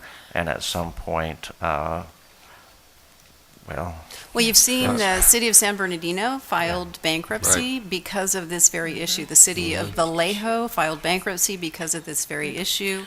And, I could go on and There on. was one community college on the list that we saw that their liability was $94 million. And I think they were funded like at $10 million or something like that. Right. So they had an $84 million gap. It's become such a challenge that the Accrediting Commission has put a special focus on GASB as a part of the accreditation cycle. And so many districts are being placed on sanction for fiscal reasons if they can't demonstrate they're making progress towards funding GASB. So it is really quite special for us to be able to say that we're fully funded. And if we could move this into a self-generating, so we wouldn't have to put another penny into it forever and ever, that would be ideal. I think it's a great idea. So the 2 vendors, are they going to be coming to the board to make a presentation so we could vet it? I think the process that is underway right now starts with the Health and Welfare Committee. So from that point, then there would be recommendations, and then there would be presentations when a resolution would come to the Board of Trustees. And so you've already met the Health and Wellness? The Health and Welfare Committee has met and received one presentation from the Futurist group, and we will be meeting in January with the CCLC group. And that, then from there will be discussion and presentations, recommendations from that standpoint forward. Thank you. Very informative. Thank you. No one has any other questions on this? This is a very, very important issue. It's something I was introduced to very early on. And at that time, everybody was in a total panic, but everybody was going to get on the bandwagon, and College of the Desert did. And I really think that everyone at the college needs to be commended because they all went along with the program. It was something that really scared me to death, being newly on the board. So at that time. So I want to thank everybody, and you can see that it is paying off in the end. And hopefully we'll be able to get it invested now and get it into that irrevocable trust so that we're completely safe. Okay, seeing no further discussion, we have a motion to approve the actuarial study of retiree health liabilities, and a second, and there be no further discussion. Student Trustee Campbell, could we have your advisory vote? Aye. All in favor? Aye. All opposed?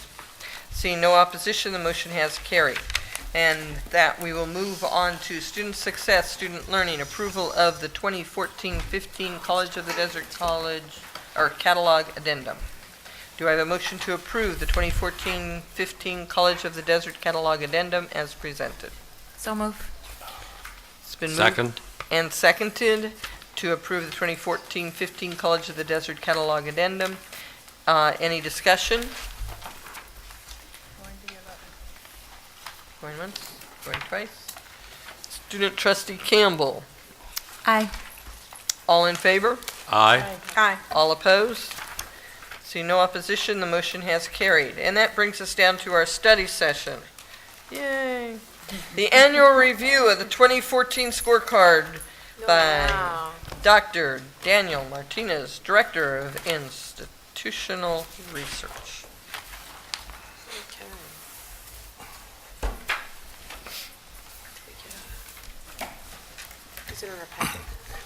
Thank you, Madam Chair, Board of Trustees, Dr. Kinnaman, executives, and esteemed guests.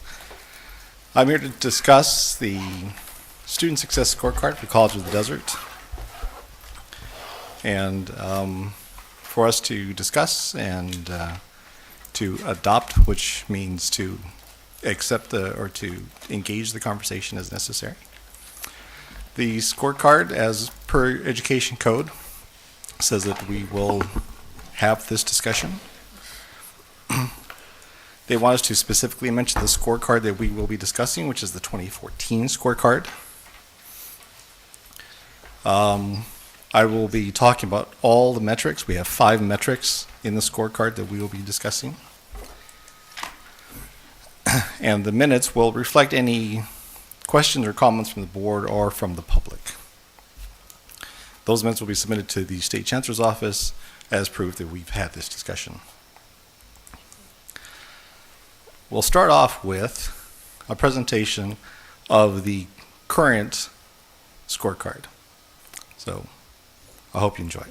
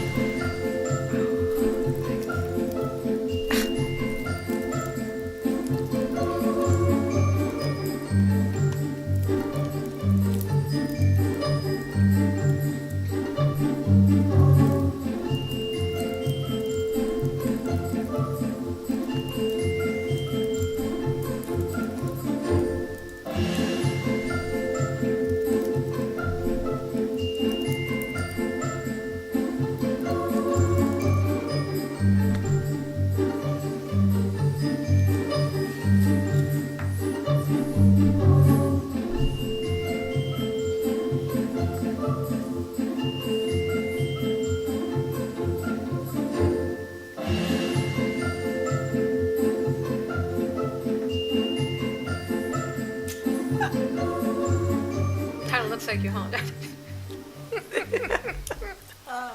Created using Powtoon. All right. Hope you enjoyed that as an introduction yes, to. Did. Very cute. Glad you enjoyed it. Very eye-opening. Now. So we're going to talk about those measures in a little bit more depth, and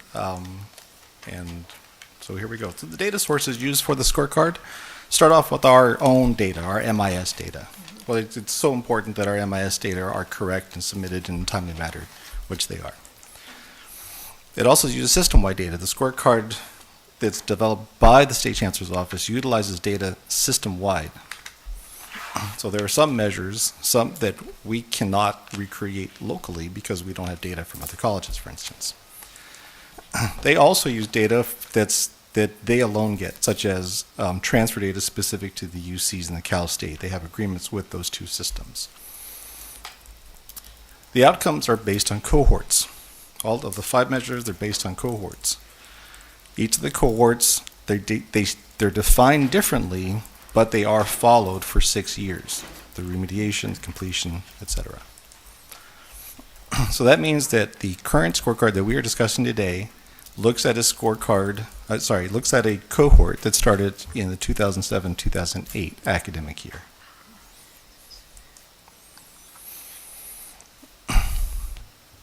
The scorecard also creates comparison groups, and the comparison groups are created by a mathematical statistical formula that looks at 3 measures: an API score, the bachelor's index using census data, and the number of students at a particular college who are 25 years or older.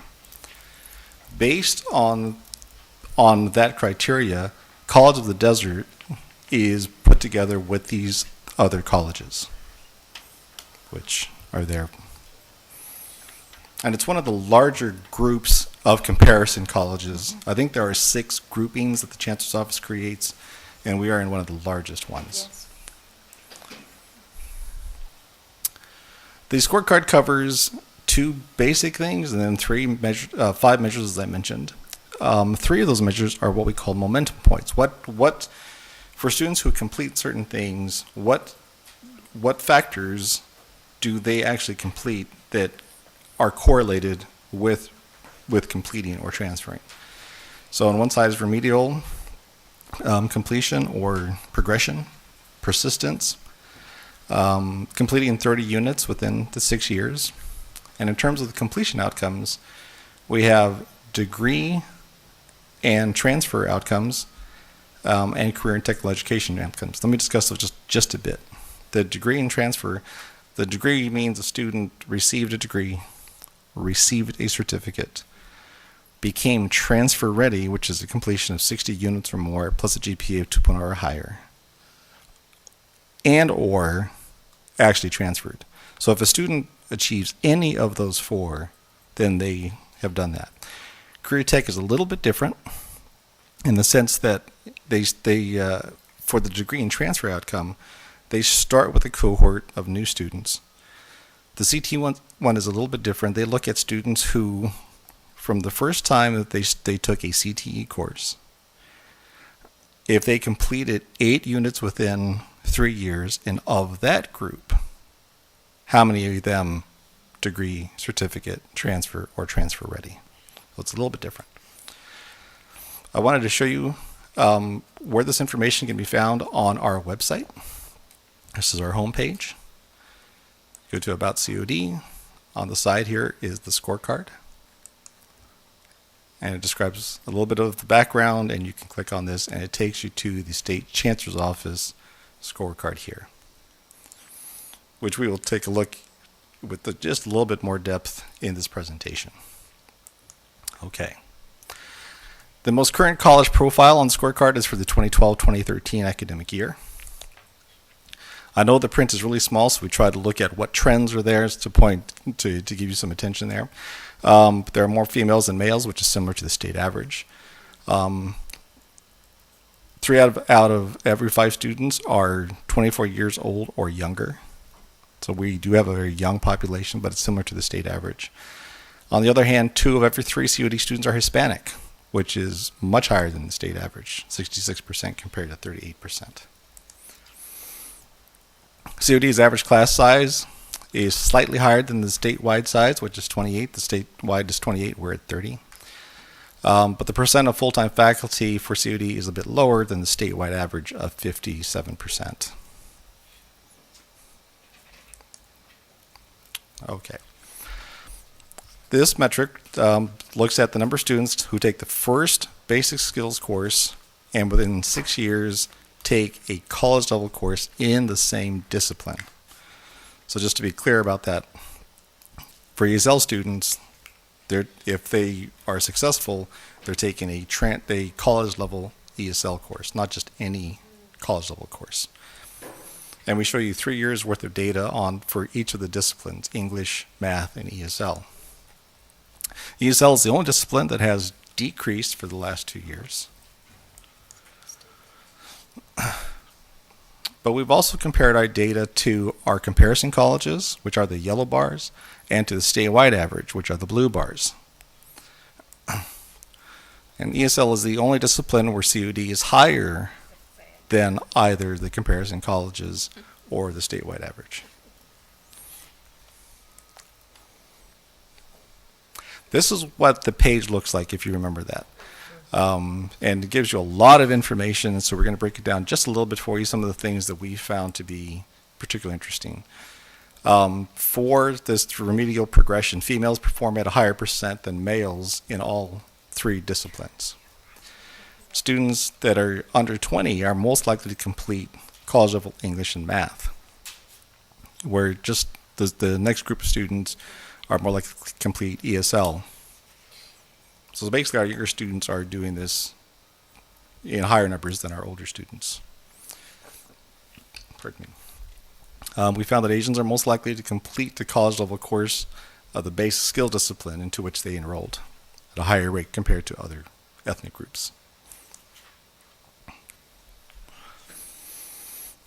The persistence measure looks to see if a student has enrolled in 3 primary terms in a row, primary being fall and spring, anywhere in the system.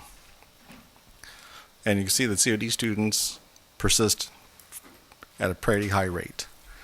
One of the other things that the scorecard does is it shows us an overall rate, and then it also separates students into those who are college prepared versus those who aren't. College prepared being the student or eligible to take a college level course. That was the first college level math or English course that they took. Overall, COD, the yellow bar, is our comparison colleges, blue being state.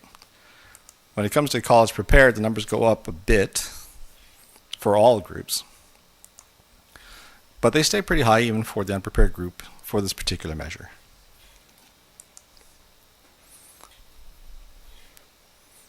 COD students persist at higher rates for all 3. And here's what that measure looks like. The selection across the top when you go to the website is there. Okay, what did we find here? Younger students and older students, so those under 20 and 40 or older, and those are the only there's only 4 age categories in the scorecard. They persist at higher rates than the other age groups. And Asian students have the highest persistent rate of any other ethnic group. One of the momentum points is the completion of 30 units or more. And you can see the 3-year trend for College of the Desert, very, very consistent. Compared to the comparison colleges or the state, we are a bit lower.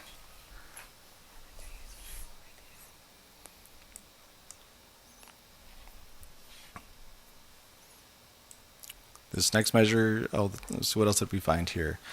Unprepared for college Asian students completed 30 units or higher at a higher percent than other ethnic groups. So those Asian students were unprepared for college. Whereas we found college prepared white students completed that 30 units at a higher percent than other racial ethnic groups.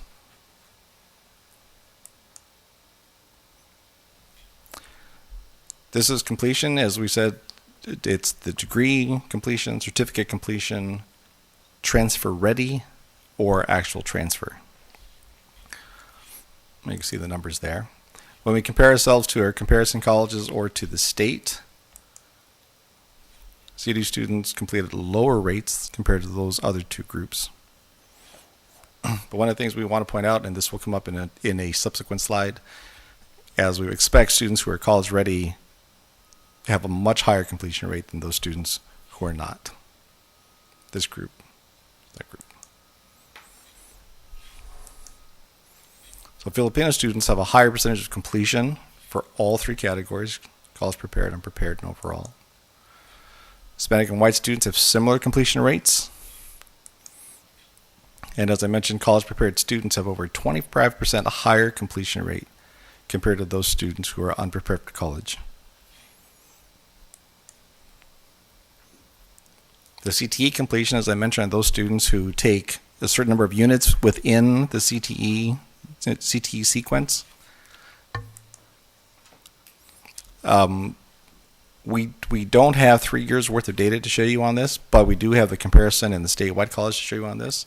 And as you can see, COD CTE students completed higher rates than the comparison group or to the state.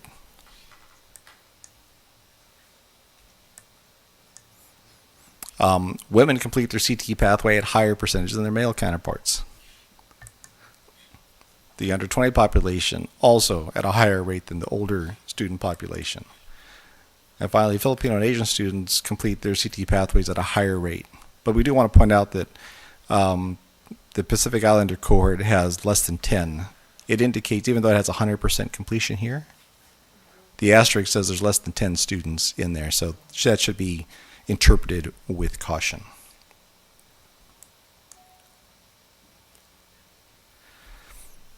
The State Chancellor's Office provides us these files so that we can tie them to local programs, so we can ask other questions, so we can dig deeper. And so our office is going to continue to use this information, present it hopefully to CPC and to other groups on campus, so that we can try to dig into this and see if we might be able to make it part of our strategic plan. Are there any questions, comments? I'd like to, did you check into our faculty to see that it reflects, we have 66% are Hispanic students that we serve here at the College of the Desert. I'd like to know, of the faculty members and administrative staff, what percentages are of, do you have that data on hand? I don't have it off the top of my head, and it's not part of the scorecard. I believe it may be part of our student equity process. But we have that data to find out about our faculty, our staff, and administrators. We absolutely can, yes. Thank you very much. Yes. Overall, we seem to be doing consistent or above with the state average. Is that a good takeaway here? Depends on the metric. I mean, for instance, with we are doing better with remedial progress. The completion numbers were a little lower. I'm sorry. And I think the point that sticks out for me is that transfer, the actual transfer, degree completion, certificate completion, where we are slightly lower. I do think it's that's in particular we're interested in drilling down and seeing if we can identify what the barriers might be for students. And we're able to drill down, and so that we can actually look at the different. We can look at degree completions and separate from certificate completion, separate from those other things, and I think that will be a very fruitful conversation. Yeah. I agree. Thank you. Do we have any data on any of the men, the Hispanic men, the African American, the minority men of our? Because I see that a lot of our females, but the whole issue, I think, through the president is the status of men, the minority men in California. That's also another push. So, do we have any data out there for our Coachella Valley? We use the same information, these same data sets for the Student Equity Initiative. Okay. And we did disaggregate that information for the Student Equity Report that I assume will come to this body before too long. Thank you. I have a question. Do we have any data on how many of those students that started in 2005, 2006 graduated earlier than 6 years or progressed faster than the 6 years? The measure looks at the students who complete within that 6 years. So if they completed in the first year, they're counted as well. Yeah, so it's anybody who completes within that time frame. But we could But it look doesn't. at It doesn't break it down to we have this many kids that actually got through in 2 years. Because this is supposed to be a 2-year institution according to the public and according to, when I went to school, and several of us went to school because we're that old. Not really. But the point I'm trying to make is if college is supposed to take you 4 years to complete, this should be 2 years. And to say, well, in 6 years, look how well we did. It doesn't kind of set well with the public when they look at those figures.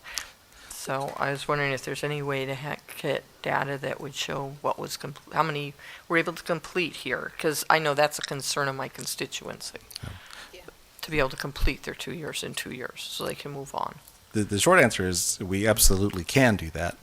A little bit longer answer is that the discussion nationwide, even at the federal level, concedes that students, even at the four-year schools, require another 50%. So they call it 150% of normal time. Right. So those measures for four-year schools, for instance, they look at students who complete at 6 years. The state chancellor's office, let me go back one step first. The federal definition then says for community colleges, 150% is 3 years. What the state chancellor's office has found is that in looking at data and completion rates over time, that a 6-year window will capture more students for us. It obviously captures more students, but it's an important time. Mm-hmm. And I'd heard, but don't quote me, that there was even discussion of moving that to a 10-year window. So I don't know where that will go, but short answer is we can do 2 years. We can do the feds at 150%. We can do whatever.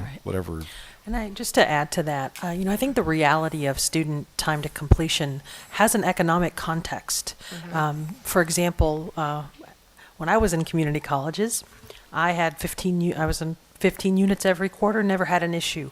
But if you just think back during the past 5 years, colleges, we sustained an almost 20% decrease as a system. And most districts canceled winter, they canceled summer at some, they grossly cut it if they didn't. And so students have just had fewer opportunities to enroll. So it is, the time to completion will be something that we try to continue to work on. And I believe that the 3-year mark, that 150%, is probably an appropriate measure for us. But during the times of growth, that will be influenced, and during times of scarcity, it's influenced clearly. Over the past 5 years have been just devastating. It's just, for me, I'm a teacher in a classroom, and so when I look and I think, okay, if you tell me that my students that I had in 05, 06, that was my second year at Amistad, this percentage of them actually made it through COD, I'm thinking, well, what the heck did I do different then, especially if the numbers drop the next year? See, that's what I'm looking at. Yeah, and trying to think, how can we compare? What And we're also, doing now is almost 10 years later. That Well, it is 2-year 10 years notion is based on an assumption that a student is at the college level in all disciplines. Mm-hmm. And the reality is that we often see students who are faced with the challenge of 1 or 2 or even 3 remedial courses prior to college level. Mm-hmm. So all of those factors certainly impact our students, which is why we've really focused on that front end and helping students assess and place as high as possible. And Dr. Neary's team and Amanda Phillips have done a wonderful job in developing an EDGE program that's making a difference for students. So we are working in multiple ways, but it's a complicated But issue. I'm just trying to figure out, okay, that's wonderful data, but, how is it really going to help us? Because I don't know how many faculty remember what was occurring, and I was even trying to think, okay, I know there was a recession in there somewhere. Yeah.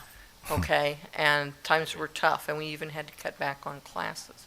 So it's like, okay, how are we really going to be able to use data from, and I know that students take 1 or 2 classes. I did that several times, and it takes longer when you do that.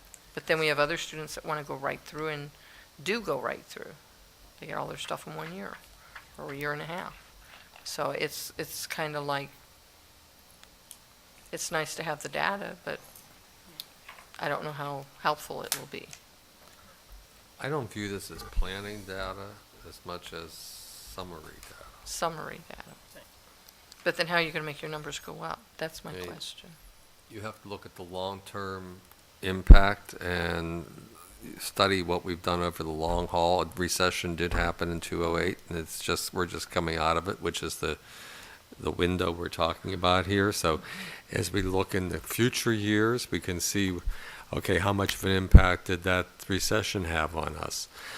We cut classes. How much of that was, so we can start looking at this to see what we are doing now, which is increasing everything, to see how that affects future data.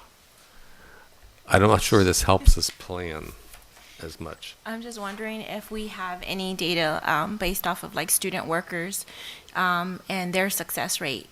Because maybe if we offered more opportunities for employment at the school, we'd have a higher success rate because they wouldn't have to seek elsewhere or, be, dedicated to Very good another point. very important place. Very good point. To answer your question, Childcare would be a part. there's a body of research that looks at momentum points, and they have more than just the one or two that are mentioned here. Whether a student takes college level English or math within their first year, for instance, or the completion of 30 units.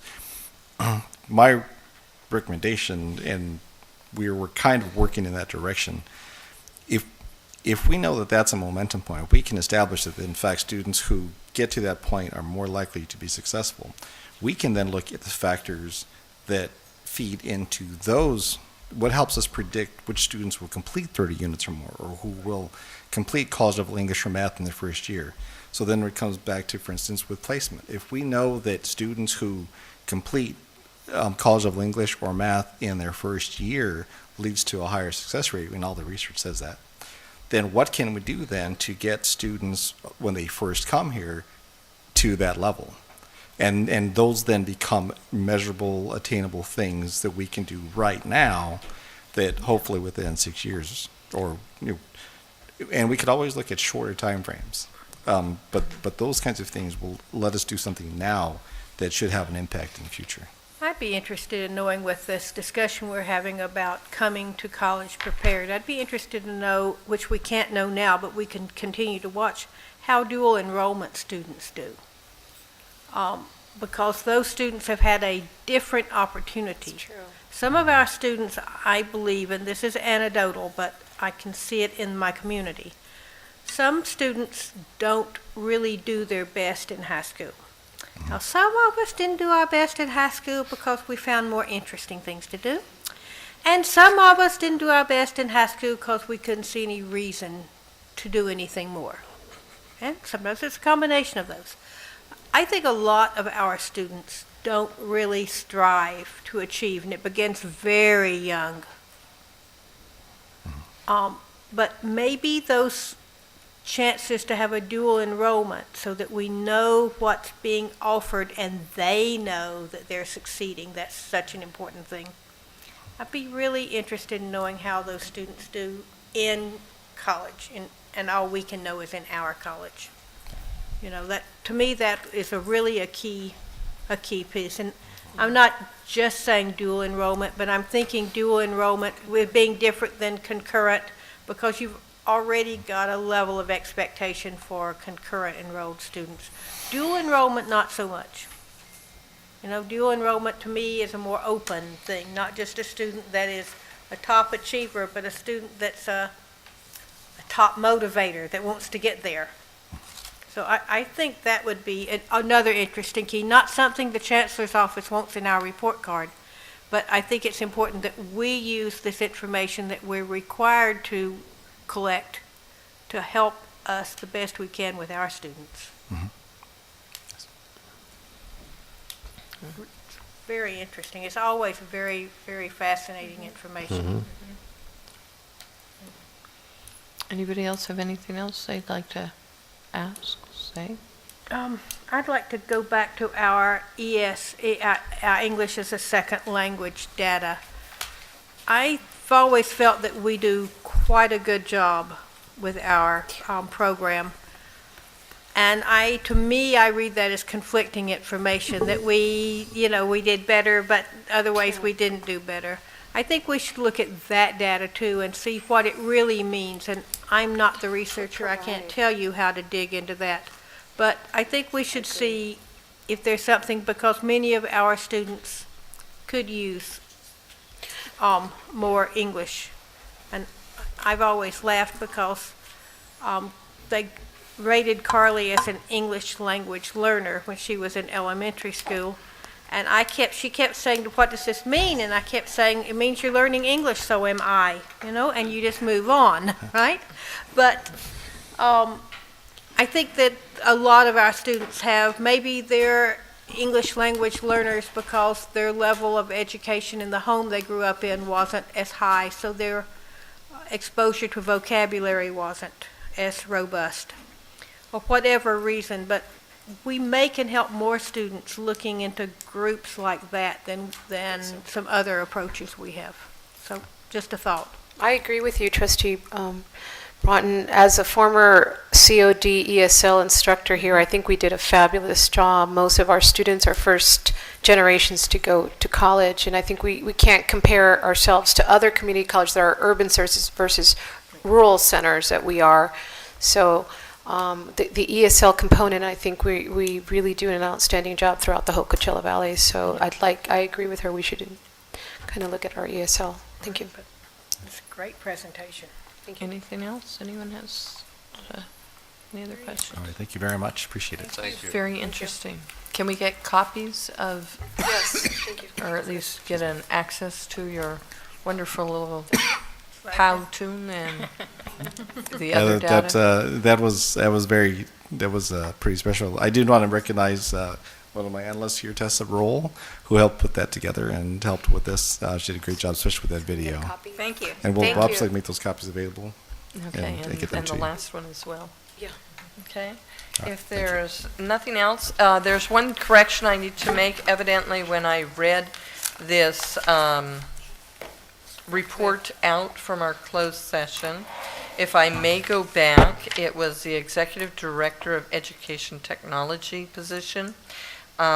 We had it printed wrong, so I misread what needed to be said.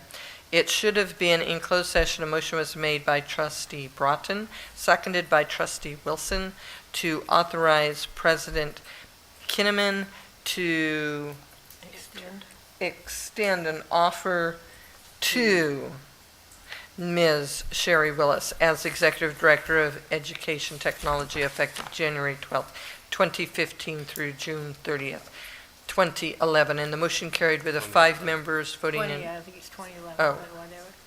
What did I say? 2015?